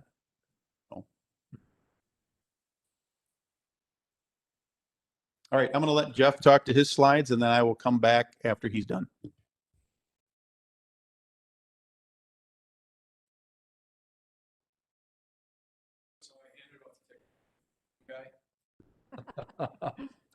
Do the same thing at home when I had to get the TV program and call my kids in I know that feeling. after they chastised me of being so inefficient with technology.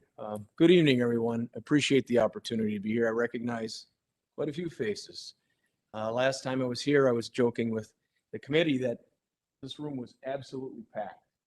We were sitting one next to the other. People were standing up against the wall, out into the hall, into that hallway. And I thought, these constituents are really interested in that radio improvement to the sheriff's department. And found out it wasn't. It was UTVs and ATVs and access and all that. When I got up, it was like this again. It's kind of nice that staff stayed, the sheriff stayed. I thought we'd get a little bit of an audience, but appreciate the opportunity. I've been involved for some time now with the county. I've done a couple of issues, started back when Deb Behringer was here, and had the wonderful pleasure of working with all your staff.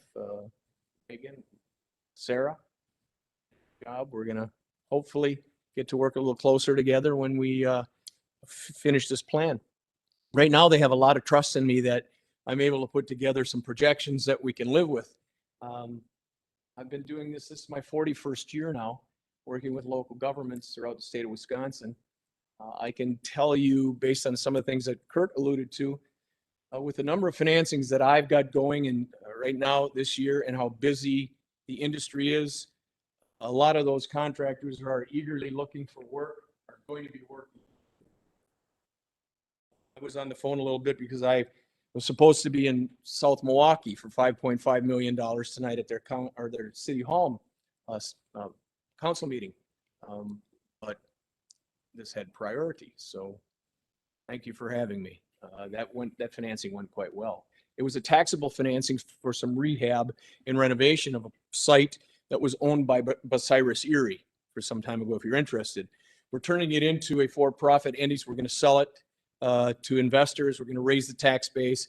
And therefore, the issue was a taxable issue, not a tax exempt issue like this one's going to be, where we get a lower interest rate. That was a 10-year financing, and it came in at a 1.94% taxable.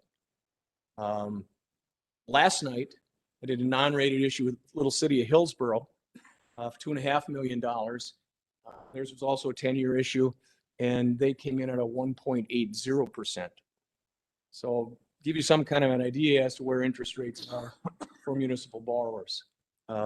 I haven't been in too many markets where we've seen rates that low and bidders that aggressive. So what we have here basically is a spreadsheet showing your position in terms of existing debt. If you look over to the far left side, by the way, I think you may or may not realize that when you guys meet, you're a board of directors of a corporation that's worth about $2.8 billion. That's millions with a B. 2.8 billion. Most of you know that's your equalized value. That's basically your taxable property and within your county. That's the value that supports and pays for your tax levy. Okay. So I also have to say what Kurt said about being pleasantly surprised in terms of the numbers. If you take a look, we've got two issues that we're going to pay out. In fact, in 2021, this year, will be your highest remaining debt service payment of a little over $1,218,625. You can see that right about in the center of the page. That equates to about 44 cents or 43.5 cents. We can't cut them in half, but about 44 cents per thousand of equalized value. That is in your existing levy, your gross levy. That is your gross levy for debt service. So you can see we've got a couple of smaller payments that are left with respect to the project we did back in 18, I think it was, for radio improvements at sheriffs. My guess is if we do not do anything, and I'm not suggesting that. I'm suggesting the iron's hot, make hay while the sun shines right now. But I'd probably suggest to Sarah to just call those last two maturities and do anything. However, I believe you're going to do something because you didn't spend this much time and effort to have Kurt and his crew and an architect tell you what your costs would be for the improvements that you need. Okay? So this is one of three spreadsheets we're going to look at. This one happens to deal with a $47 million, which was one of the options. If you look at that, and this assumes a couple of things. This is a worst case scenario. I'm happy with the gentleman back there from nicely done. It was a great segue into where we're going with this. You had a 5% increase in valuation according to Department of Revenue in your total tax base, your taxable base last year. Obviously, we know why now. And I thought I heard, and I don't want to put words in your mouth, it might be almost as impressive. I've used a 2% growth rate on your equalized value to back into what I call a level mill impact, which is way to the right. You cheat and go way over to the right. You'll see that if we borrowed 47 million all at one time, which we're not going to do, but if we did, you'd jump that tax rate from that 44 cents up to 68 cents. Does everyone see that? And it would remain at 68 cents through the life of the debt, assuming a 2% growth in your equalized value. Now, if next year we have another 5% growth, I'm real happy because those numbers are going to be less and you're going to have more value of new people and new value to help pay for these projects. I'm going to understand that. I guess I use the example of, geez, my car's getting old. I'm sick of repairing it. I got my last payment on my car next month. I'm going to go to the car dealer and buy a new car for a similar monthly payment. Make some sense? So it's not going to go away from me because I'm going to get a new car. It's going to continue. I'm used to paying anyway, so I may pay a little bit more because cars are a little more expensive and I might want a little bigger car. So that's kind of the analogy I want to use here. What we're doing is we're blending the new debt, the proposed debt, into your existing equation. I don't beat that horse any more than I already have. So with that, that's one of our scenarios. As I said, that differential is about 25 cents. You will see a little diagram later on showing what that impact is, but I think you can quickly deduce from 25 cents that if you own a $100,000 piece of property, your tax bill is going to be $25 more that next year. Okay. And if you own a $200,000 piece of property and you borrowed the 47 million all at one time, and we don't get any more real growth other than 2%, you're going to pay $50 additional. It doesn't surprise you as being pretty palatable. It certainly did me. And if you're like me, and I think we all kind of are similar, when we hear a number like that, we think under the checkbook and say, how much money in my checkbook? How am I going to make that payment? I understand there's it's helping to support. That's why the impact. Someone else might not think so, but when I look at these projects, pretty minimal. Okay, can we go to the next one, Henry, please? And then I think the next one's 55 million, but you'll see the same scenario. I'm not going to take you through the details. The numbers are basically the same until you get to where we're borrowing 55 million. By the way, we're not going to borrow all of that in 1 year. But if you take a look at that, we go from our 44 cents up to about 80 cents. Okay. That's about 37-cent differential. Right. We'll take you through that quickly again on $100,000. Anybody want to guess? 37 bucks in the taxes. Okay. $150,000 property on that, you're going to have about $55, maybe 56. And if you have a $200,000 piece of property, it's going to be about $74 additional to your tax bill for that $55 million worth of projects. Again, I'm feeling really good tonight because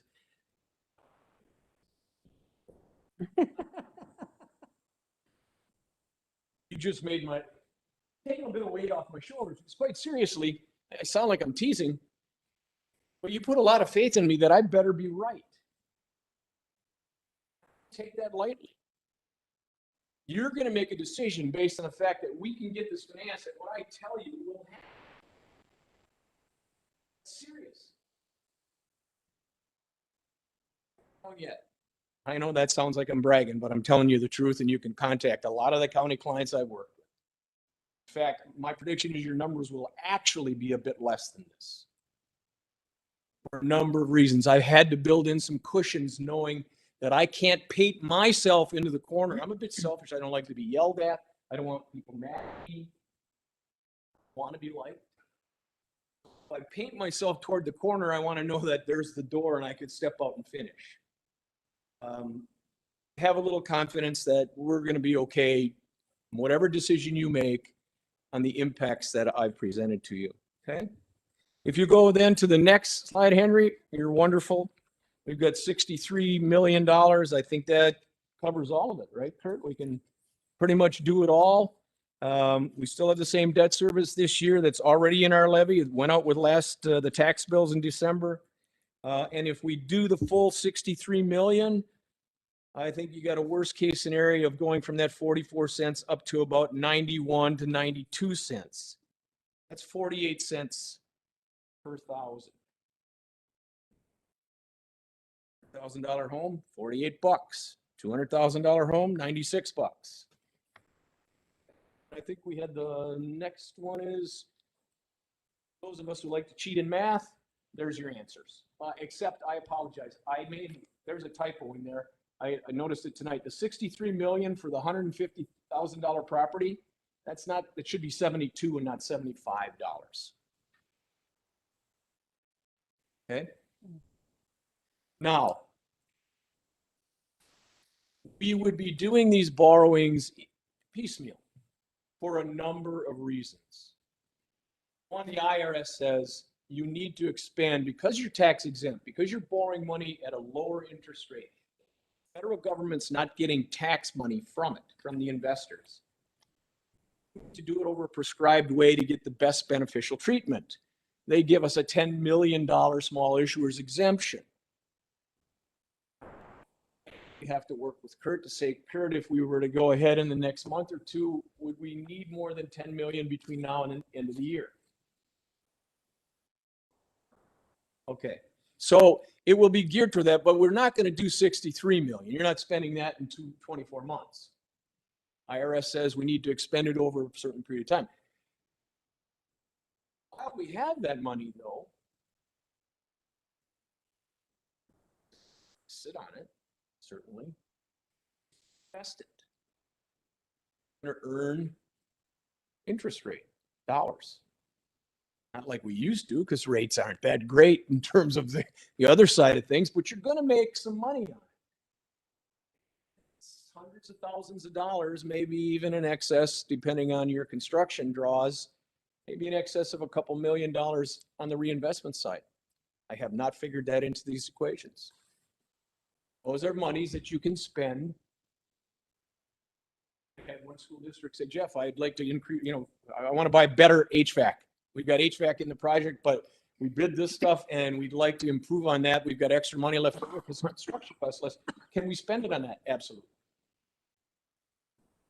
Brick and mortar, we will probably do notes initially because it allows you more flexibility under the current Wisconsin statutes in terms of how you spend the money, where you spend the money within that project.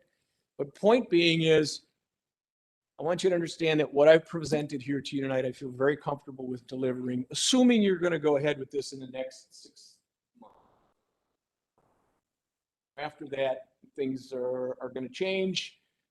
If market rates climb, it's going to eat up some of my contingencies, some of my safeguards, if you will. And, they could creep up a couple of cents per thousand, but it shouldn't be significant regardless of what happens to this market. And I'm real happy to say, even though the Treasury market was off this week and taxable issues are based on the Treasury, the municipal market stayed really firm. I had a couple of maturities tonight that were priced right on the Treasury. which means to the investor, wait a minute, I can buy a security yielding credit and the printing of money ability of the federal government, or I can buy that same thing for the same price with the same city of South Milwaukee. That's unusual. But I'm just telling you how aggressive the municipal marketplace is right now. So I'm certainly happy to, thanks for listening. I'm certainly happy to entertain any questions that you have. Always a pleasure to work with the county. And should. Oh, thank you. Appreciate that. She's almost forgot we've got a resolution. Under Wisconsin statutes, in order for you to borrow money as a county, you can do it two ways. We normally don't go the second route where we go through some gymnastics and, this has to be something that you're behind. And what I mean when you're behind, you're in support of. So what we do is called an intent resolution, and you've done, brought you through two of them. Certainly we did one last time for our borrowing and the time before, both those issues. It's a small resolution that you probably saw. It should be in your packet. Okay. It was developed primarily with Luce Assistance, Quarles and Brady, which is a law firm that specializes in lending legal opinions for municipal borrowings. Obviously, you want to start out on the right foot. Make sure that everything you do is in compliance with the statutes. So we have an intent resolution that says you intend to borrow or give you the opportunity to borrow an amount not to exceed $63 million. If the county board adopts that, like you have in the past, by at least a 3/4 vote, then allowed to go into the future for a 5-year period, which is pieces of it, all of it, or none of it over that time period. Understand that? You're basically giving yourself, as the county, authorization to probably sign other documents where you spend some money for various services, planning, actual bid specs, those types of things. I wouldn't tell Kurt what to do, but I'd be really hesitant to continue to put specs and things together if that resolution hadn't been passed. I don't want you to take it out of your general fund monies. If you're going to borrow, one of the reasons we have the excellent credit rating that we have is because you've got good reserves. And so many times politicians want to take that cash and spend it. I particularly urge you not to do that at this point, because that will be one of the big factors when we go to the rating agencies to borrow money, regardless of what you borrow for. It puts us in that AA category, which garners a lot more interest than someone down in the A category. Nothing wrong with an A credit. How you get a real jump in price, which means a lower interest cost because you're in the AA category as opposed to A category. So it's important to look at this intent resolution for what it is. Nothing in there says you have to do this, that. As Kurt explained, I thought he did an excellent job. There's a process here. Just a concept at this point. The gentleman back there, Robert, had great questions about more specifics, which you're all going to have as you go through this process. So I don't want that resolution to scare you. An amount not to exceed 30 doesn't mean you're going to borrow any money at all. Say it again. You adopt that resolution by 3/4 vote. Doesn't mean that this board and this body is going to borrow any money in the future, but it certainly allows you to be serious about doing so. And it's probably going to be done by you in pieces, just due to the nature of the project. I mean, when you look at your actual needs, you got a lot, there's a lot of needs. I mean, I have a lot of counties that I work with that have had building facilities programs, and I knew this one was coming. I talked with Robert and Sarah for some time, and certainly Donna knew it, and we're ready. I mean, I think the timing is really good when you look at your existing debt paying itself out and where we are in terms of interest rate right now. So, any questions? Yes, sir. I didn't catch the payback time. Larry, thank you for that question. Larry's asking about the time, the duration of the loan. The Wisconsin statutes basically dictate how long we have to do paybacks for various facilities. There's two sections of the statutes. One's a note anticipation note, short term, and one is long-term bonds. Long-term bonds can go out 20 years. But there's a way to get us 25 years in terms of the payout. And so that's what I'm intending to do. Because let's face it, you're building new facilities, somebody using them 21, 22, 23, 24, why should they pay for nothing? So if we can get the full duration of the 25 years, it means we pay less today. And someone else, and those values as they increase, and other people who live here and use our facilities, they're going to pay more proportionate share of that cost. Does that make sense to you, Larry? Thank you.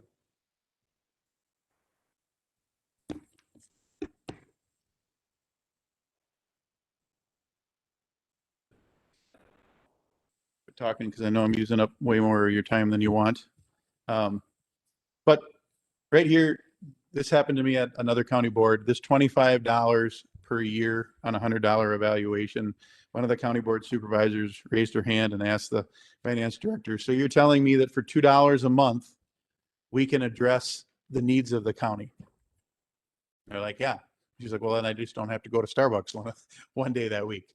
That's how they were evaluating that. And yeah. And to me, and I know it's a number that Jeff didn't put up there, and I don't want to put words in his mouth, but when we were talking at the committee, a level tax mill rate was around a borrowing of 30 million. Isn't that right? Something around that?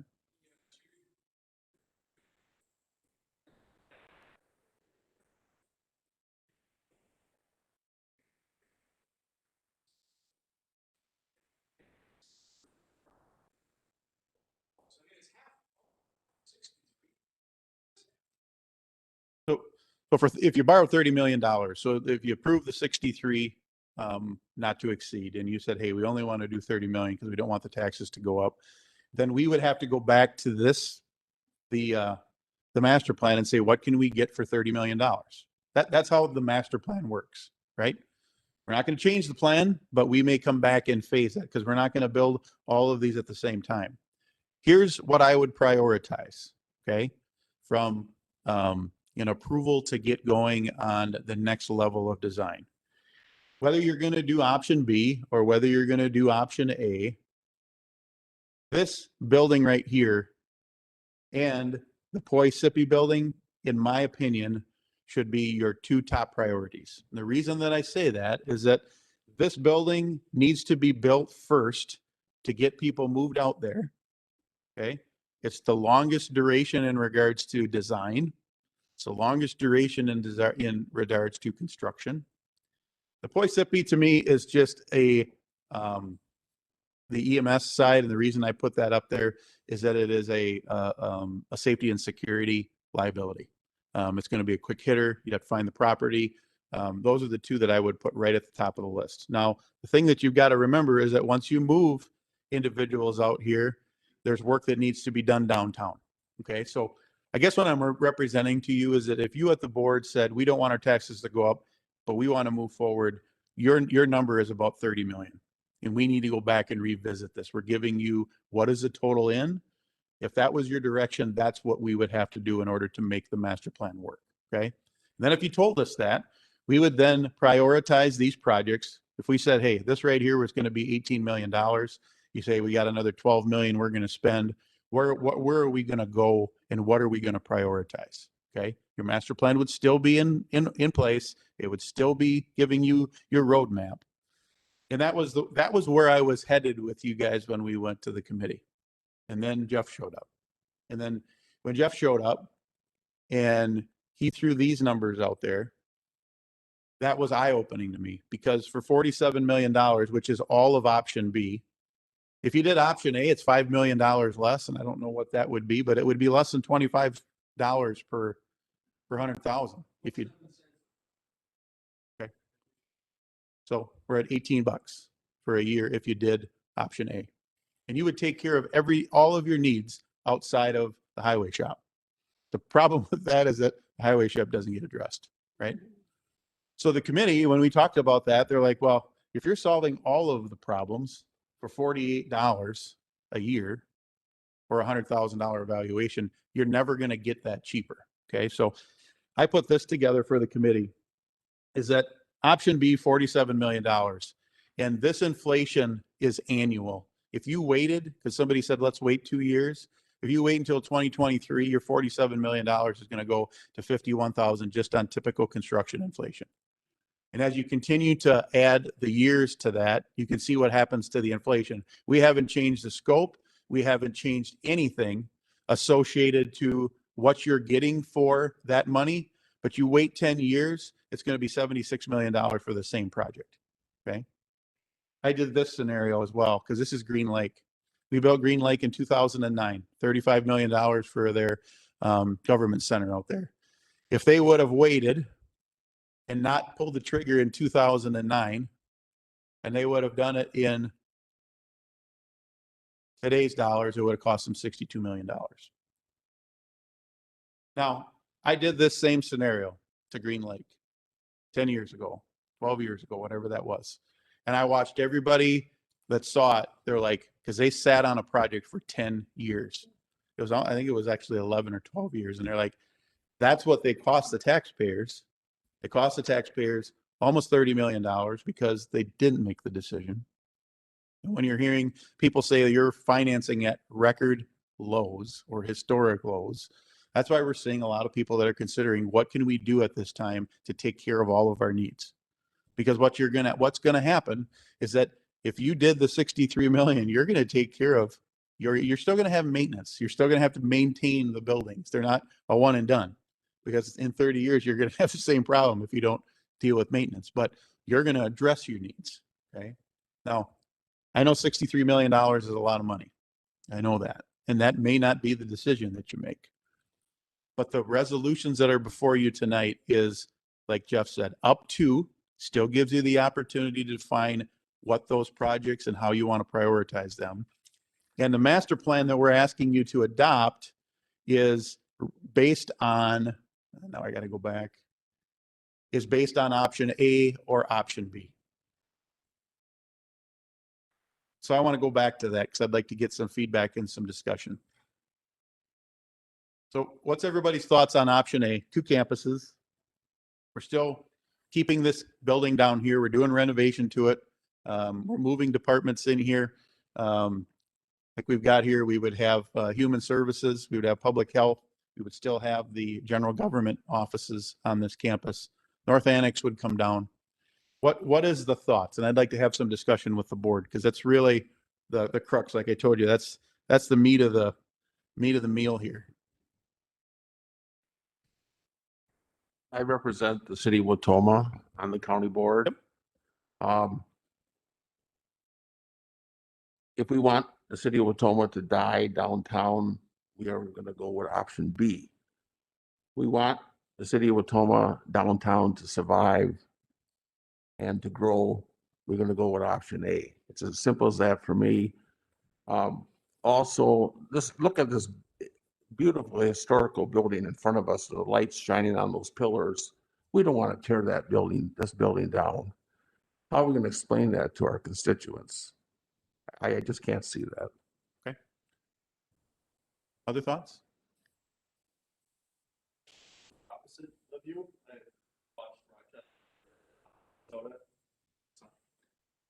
Rochester, Minnesota, did a similar project. They tore down their old building that wasn't serving the needs of the people, and they put in a green space in a place where they could have concerts and such, and that attracted people to that downtown area.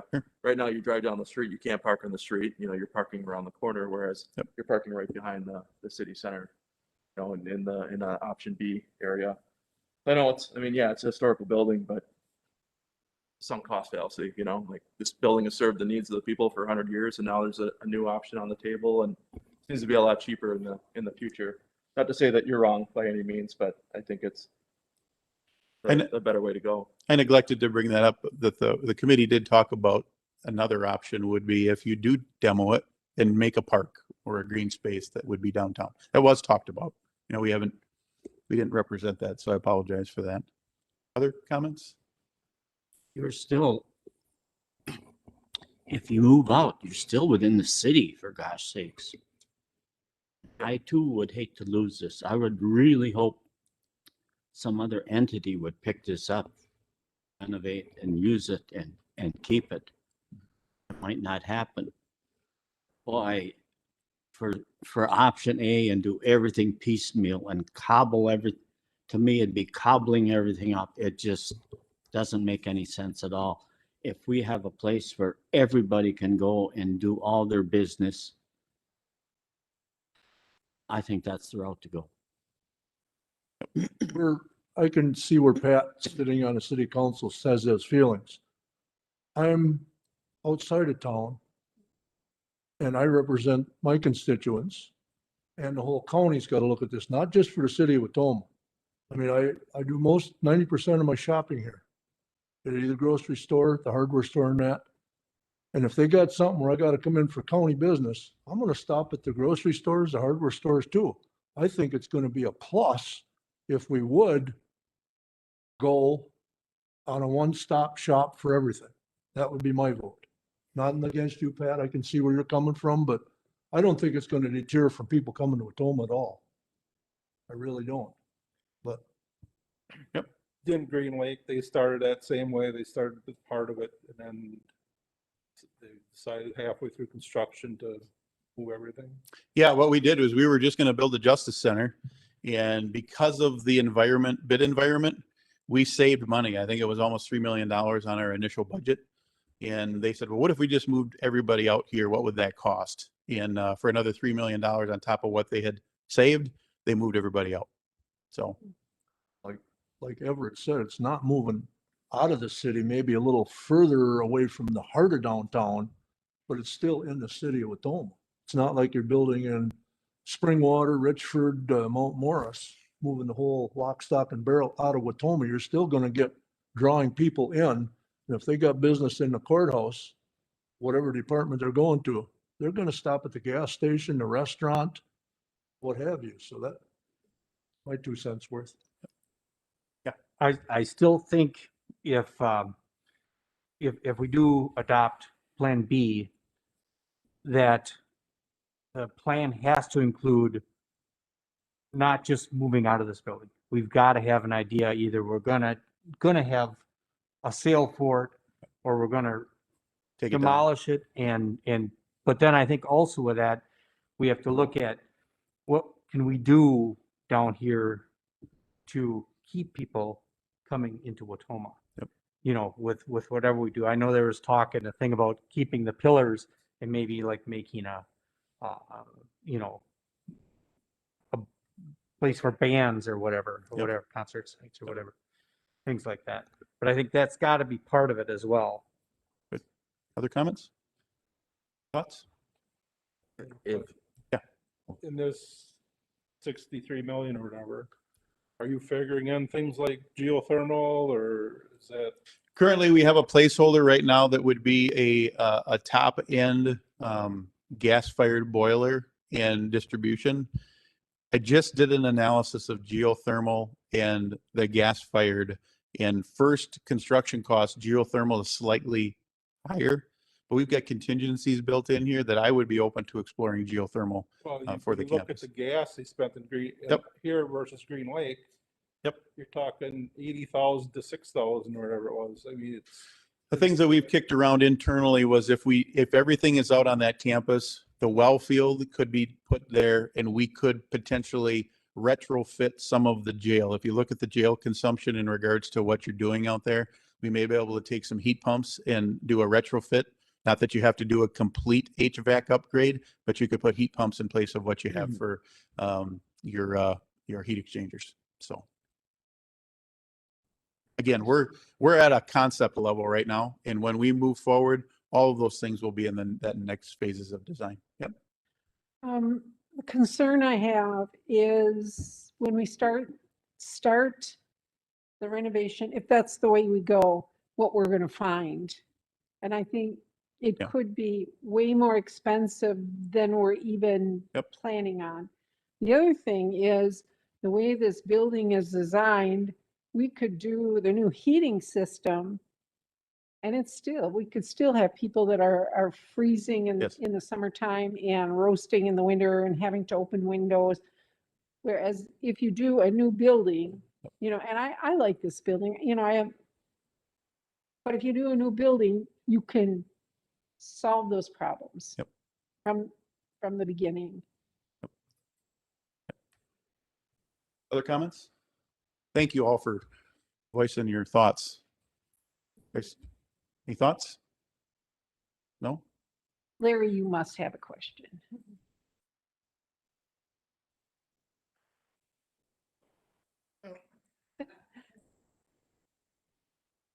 I just found out about this plan was just recently, and I don't really have enough time to make up my mind one way or the other. We talked about that And before the if- meeting. If you are not comfortable in making a decision tonight, we can do it in another meeting. The only thing that I would say is that because of what's happening in the market, both from a cost perspective of construction and what you have for borrowing, this thing you can't let this lay here. It would have to be something, whether it's a special meeting or next month's meeting, to take some action and move forward. And I'm not coming in here saying we need to move forward with all 63 million. I would like to see a staged approach, and we put a schedule together that if you select A or you select B, that we prioritize projects. I'd like to be able to tell John, get going on this design right away so we can nail down contracts for this, because you do have a second judge that's potentially spring of 2022, they want to have substantially complete. And right now, if you told us to go right now, that's not done by then. It will not get done by then. So we would have to talk to them about, we're well under construction, what do we do in that period of time? There's a lot of elements that have timing, and I'm not doing this to pressure you at all. I'm here as a partner to say, here's some of the direction to go and what I've seen work. If this was a priority, the Poisippi project was a priority, and you started rolling with them, then if you decided that you want to do the additional work, we could do the design on the downtown after the fact. We can design in phases, we can bid in phases, and that's why the borrowing is set up that way, is that we would target that. You'd say, hey, let's get going on this right away. And that's the intent. And I know when I read the resolution, because I helped Ruth with it, and then afterwards, I'm like, they probably didn't understand what I was suggesting there, but that was the intent. Adopt a master plan so that we're not wavering, and then let's identify what are we going to put first. So.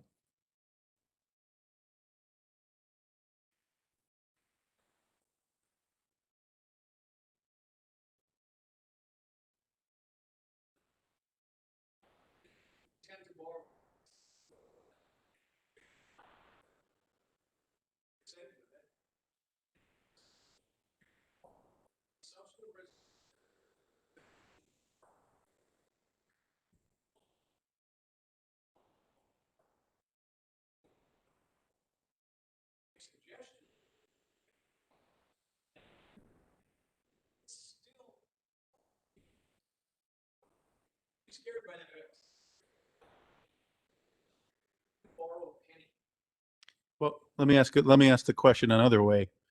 Would it be wise for them to adopt the resolution tonight for 63 million? And then subsequent to that, whether that's next month, to borrow to go out and borrow $30 million, because it's not going to be an increase, so they could lock in an interest rate? Is there a concern of a variable that it may uptick?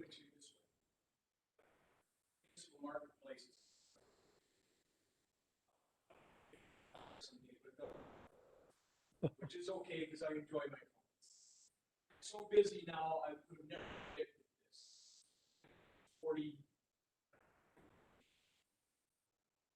So that intent resolution would allow me to get you self to engage other professionals, agencies, law firms, underwriters, salespeople, and know that there's a potential for them to be paying attention for Waushara County. So decided to adopt that resolution, that would give me, without any cost to you, start that process. They have to work as a team, prioritize, determine the schedule of that happening. They'll help you. Sarah will tell me and say, Jeff, by such and such because we're starting. Makes sense to you? That's the real importance of the intent.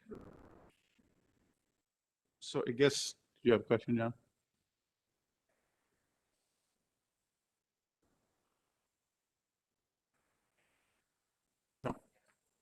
No. What I would recommend is if you're not comfortable to make a decision on the first resolution, just table it. And what I would ask you then is if there are questions that you have, because what A is really about is, do you want to be 2 campus or do you want to be 1 campus? That's what that's about. And if there's questions that you have to have answered, I would encourage you to reach out to me so I can get you additional data. I know some of you haven't had a chance to look at all of this, and it might be confusing to you, and if you need some clarification on that. But that's really what that first resolution is about. If you're not comfortable making that decision tonight and you want to do it in a special meeting or the next month, then table it. If from Jeff's perspective, to get that ball rolling, again, you're not borrowing it today, but it gets the ball rolling to be able to do that. It shortens up that time frame that when you do decide, because I'm going to tell you right now, in order to design this building right here, John's going to need about 8 or 9 months. And we're not going to start construction on that. So if you just think about that right now, that if you gave him green light today, we would need to get a contract in place and we wouldn't have that ready, completed until the end of the year. Now we might be able to do a bid package, which I would encourage to lock in some different costs if we could. I would like to be able to get things started sooner than later so that this number, like I told you, because we're doing it in today's dollars, the closer you get to that next year, you add 5% on that and the delay just costs us some money. So that's why I'm identifying that. And, you know, if we can hone in on next time we meet, get the campus, I'd like it the next time, is it A or B? And then what do you want to do? Do you want to do all of it? Or do you just want to do parts of it? That would be the thing that we would need to discuss.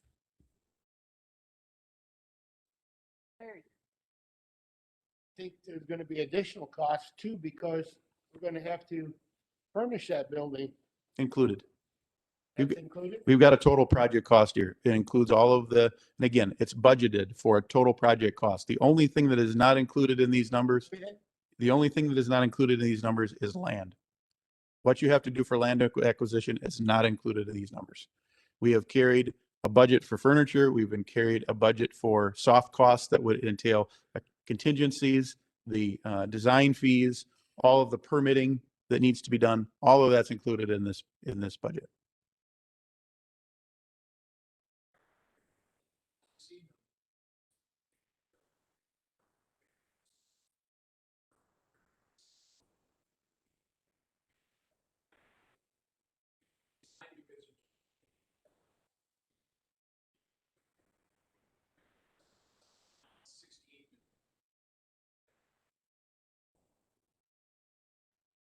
Bob, you said go big or go home. You turn the lights on so I can see this. Yes. Do I clap? Right. Okay, I'm not sure if you are ready to vote on resolution 130321. But if someone wants to make a motion,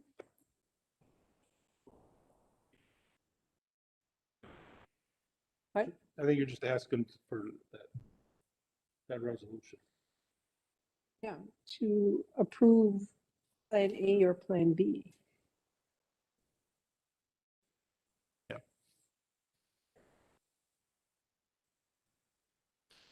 Is there a second? Motion by Bonfiglio, second by Piaski. All right, this will be an I no vote. This is for option B. Mr. Cap, Mr. Eckstein, Yes. Mr. Jarvis, Yes. Mrs. Coletta, Yes. Mr. King, No. Mr. Waddle, Yes. Mr. Lauer, Yes. Mr. Bonfiglio, Mr. Piaski, Yes. Mr. Tim. No. Great. Resolution passes for option B. Next, we'll do resolution number 14-03-21, an initial resolution authorizing not to exceed $63 million general obligation bonds or promissory notes for county building projects. Motion by Mr. Jarvis, second by Mr. Bonfiglio. Any questions? Then we'll have an I no vote on this as well. Aye. Mr. Jarvis, Aye. Mrs. Coletta, Aye. Mr. King, Aye. Mr. Waddle, Aye. Mr. Lauer, Aye. Mr. Bonfiglio, Mr. Piaski, Aye. Mr. Tim, Mr. Cap. Aye. Okay, it's unanimous. Thank you, gentlemen. Appreciate it. That's fine.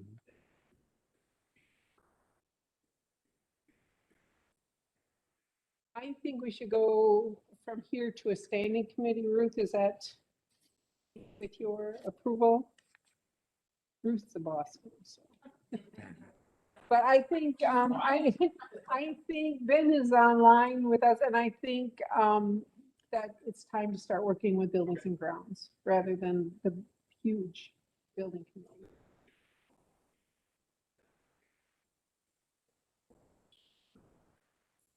It's Thursday. right? Question for you, sir. Is the next meeting. Question. Is the next meeting gonna be this long? Because I haven't had supper yet. I'm getting kind of hungry. No. That's true. Okay. Sounds good. 12:30. It's 12:30, I believe. Wanna get hot dogs on cold shoulder? Thank you very much. Appreciate it. Thank you. Thank you, Jeff. Thank you. I appreciate you answering all my dumb questions. Thanks. Okay, next we have resolution number 15-03-21, a resolution encouraging the state legislature to work with the governor and each other to address the COVID-19 pandemic. Motion by Waddle, second by King to approve. right? Yes. Yes. Okay. All in favor? Aye. Opposed, same sign. Oh, okay. Next, we have resolution number 16-03-21, and that is a resolution to authorize the termination of the Tri-County Regional Economic Development Corporation. Motion by Mr. Eckstein, second by Mr. Jarvis. Do you have any questions? All in favor? Aye. Opposed, same sign. Resolution number 17-03-21, a resolution ordering the issuance of tax deeds on certain tax foreclosed property. Motion by Mr. Waddle. You have a second by Mr. Eckstein. Questions? We haven't even seen a list of them. They're in the, That was in the, there's 3 of them, isn't there? yeah. It's on our tablets, Larry. Find it.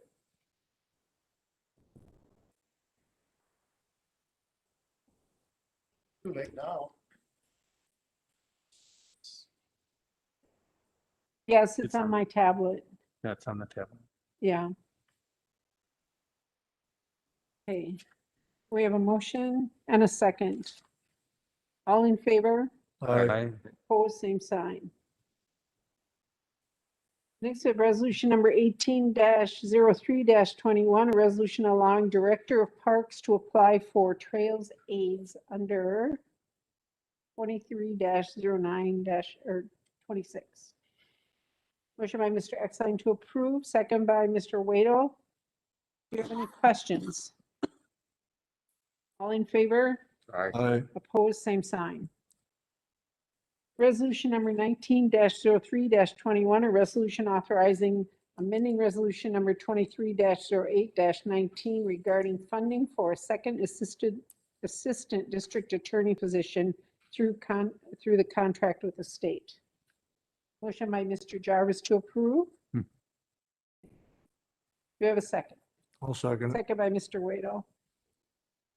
Any questions? We have an aye, no vote on this. Mr. Jarvis, Yes. Mrs. Coletta, Yes. Mr. King, Yes. Mr. Waddell, Yes.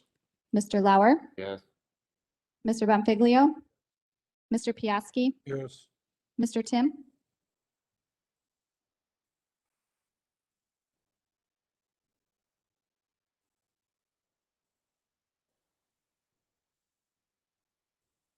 I don't know what it is. Changes.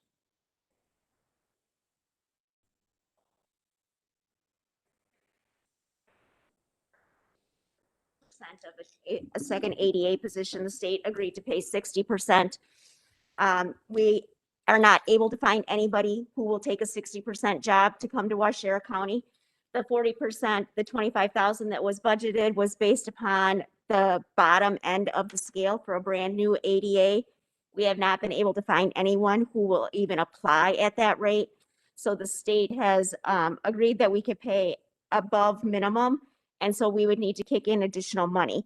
Now, nobody has been in that position for 3 months. So, and we don't have anybody hired, so they're not starting right away.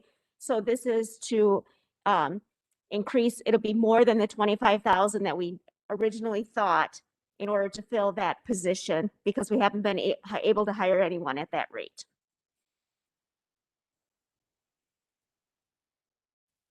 Vote to approve. Mr. Cap, Yes. and Mr. Eckstein. Aye. Thank you, Megan. Thanks, Ruth. Next, we have a resolution number 20-03-21, a resolution supporting increased funding for aging and disability resource centers. Motion by Mr. Jarvis to approve, second by Mr. Eckstein. Do you have any questions? All in favor? Aye. Opposed, same sign. Now I have ordinance number 660, an ordinance amending Waushara County zoning maps pursuant to the authority granted in Chapter 58, Waushara County Code Zone Change, Erie Cole, Town of Springwater. Motion to approve. Motion by Mr. Waddell, second by Mr. Lauer. Do you have any questions? Hearing none, all in favor? Aye. Opposed, same sign. Okay, next we have a couple of proclamations. One recognizing April 2021 as National County Government Month. And the theme this year from NACO, I believe, is Counties Matter. Now I know Heather is here and she's really upset because we can't do Government Day because of COVID, so she can do it next year, maybe, okay? So I'll entertain a motion. National County Government Day. Month. By Mr. Eckstein. Second by Mr. Jarvis. All in favor? Aye. Opposed, same sign. Next, we are designating April 12th through 16th, 2021 as Tornado and Severe Weather Awareness Week. So we have a motion to approve. Motion by Mr. Cap, second by Mr. Waddell. Any questions? All in favor? Aye. Opposed, same sign. Now I will entertain board suggestions for future agenda items. Can we order out? What? Can we order out if it's going to be this long? You can, Bob. Nobody Okay. else will, but you can order Oh. out. I'll buy. I mean, I'm not that way. Oh, hey, there you go. Pizza or something. I know, he bought me a Yeah. soda tonight. Move to adjourn. Motion by Mr. Eckstein to adjourn, second by Mr. Jarvis. We are adjourned. Can I come tomorrow and sign these? Tomorrow or Wednesday? Thank you. I'll be here probably most of the day on Wednesday. Thank you, Megan. Oh, Thursday, that's when I'll probably come. Yeah.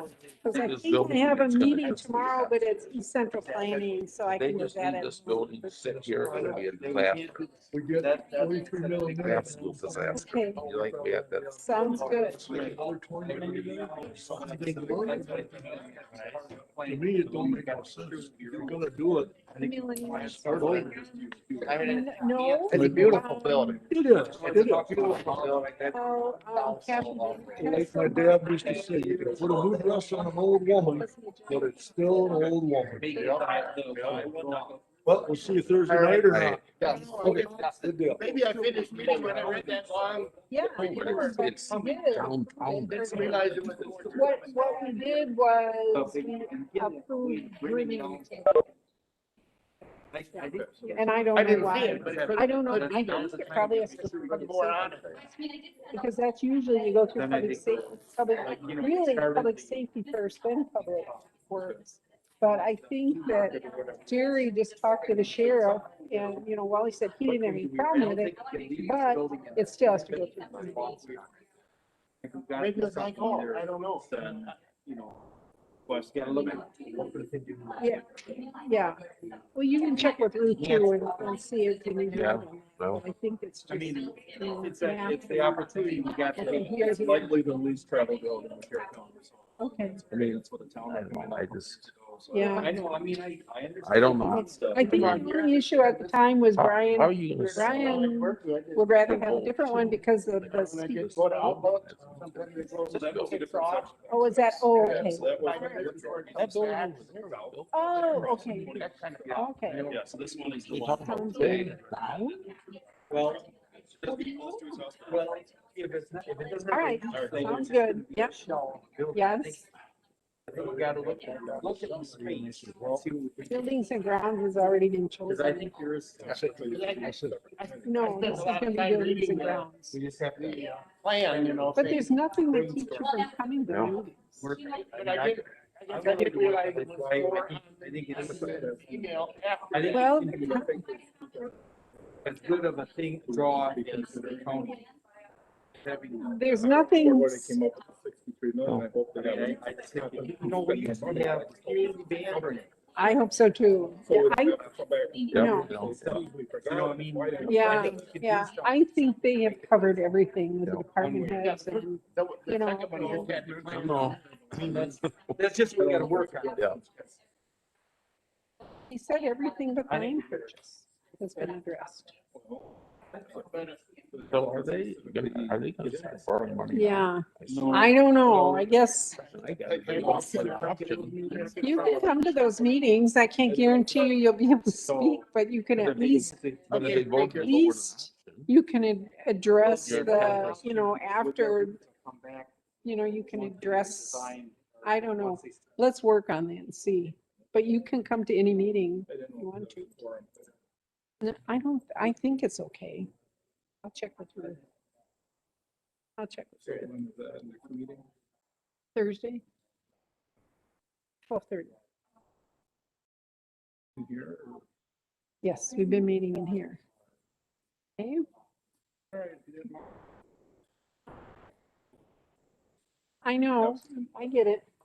Yeah, I think we all need a lot of input and Well, 63 million, I almost think that whoever wants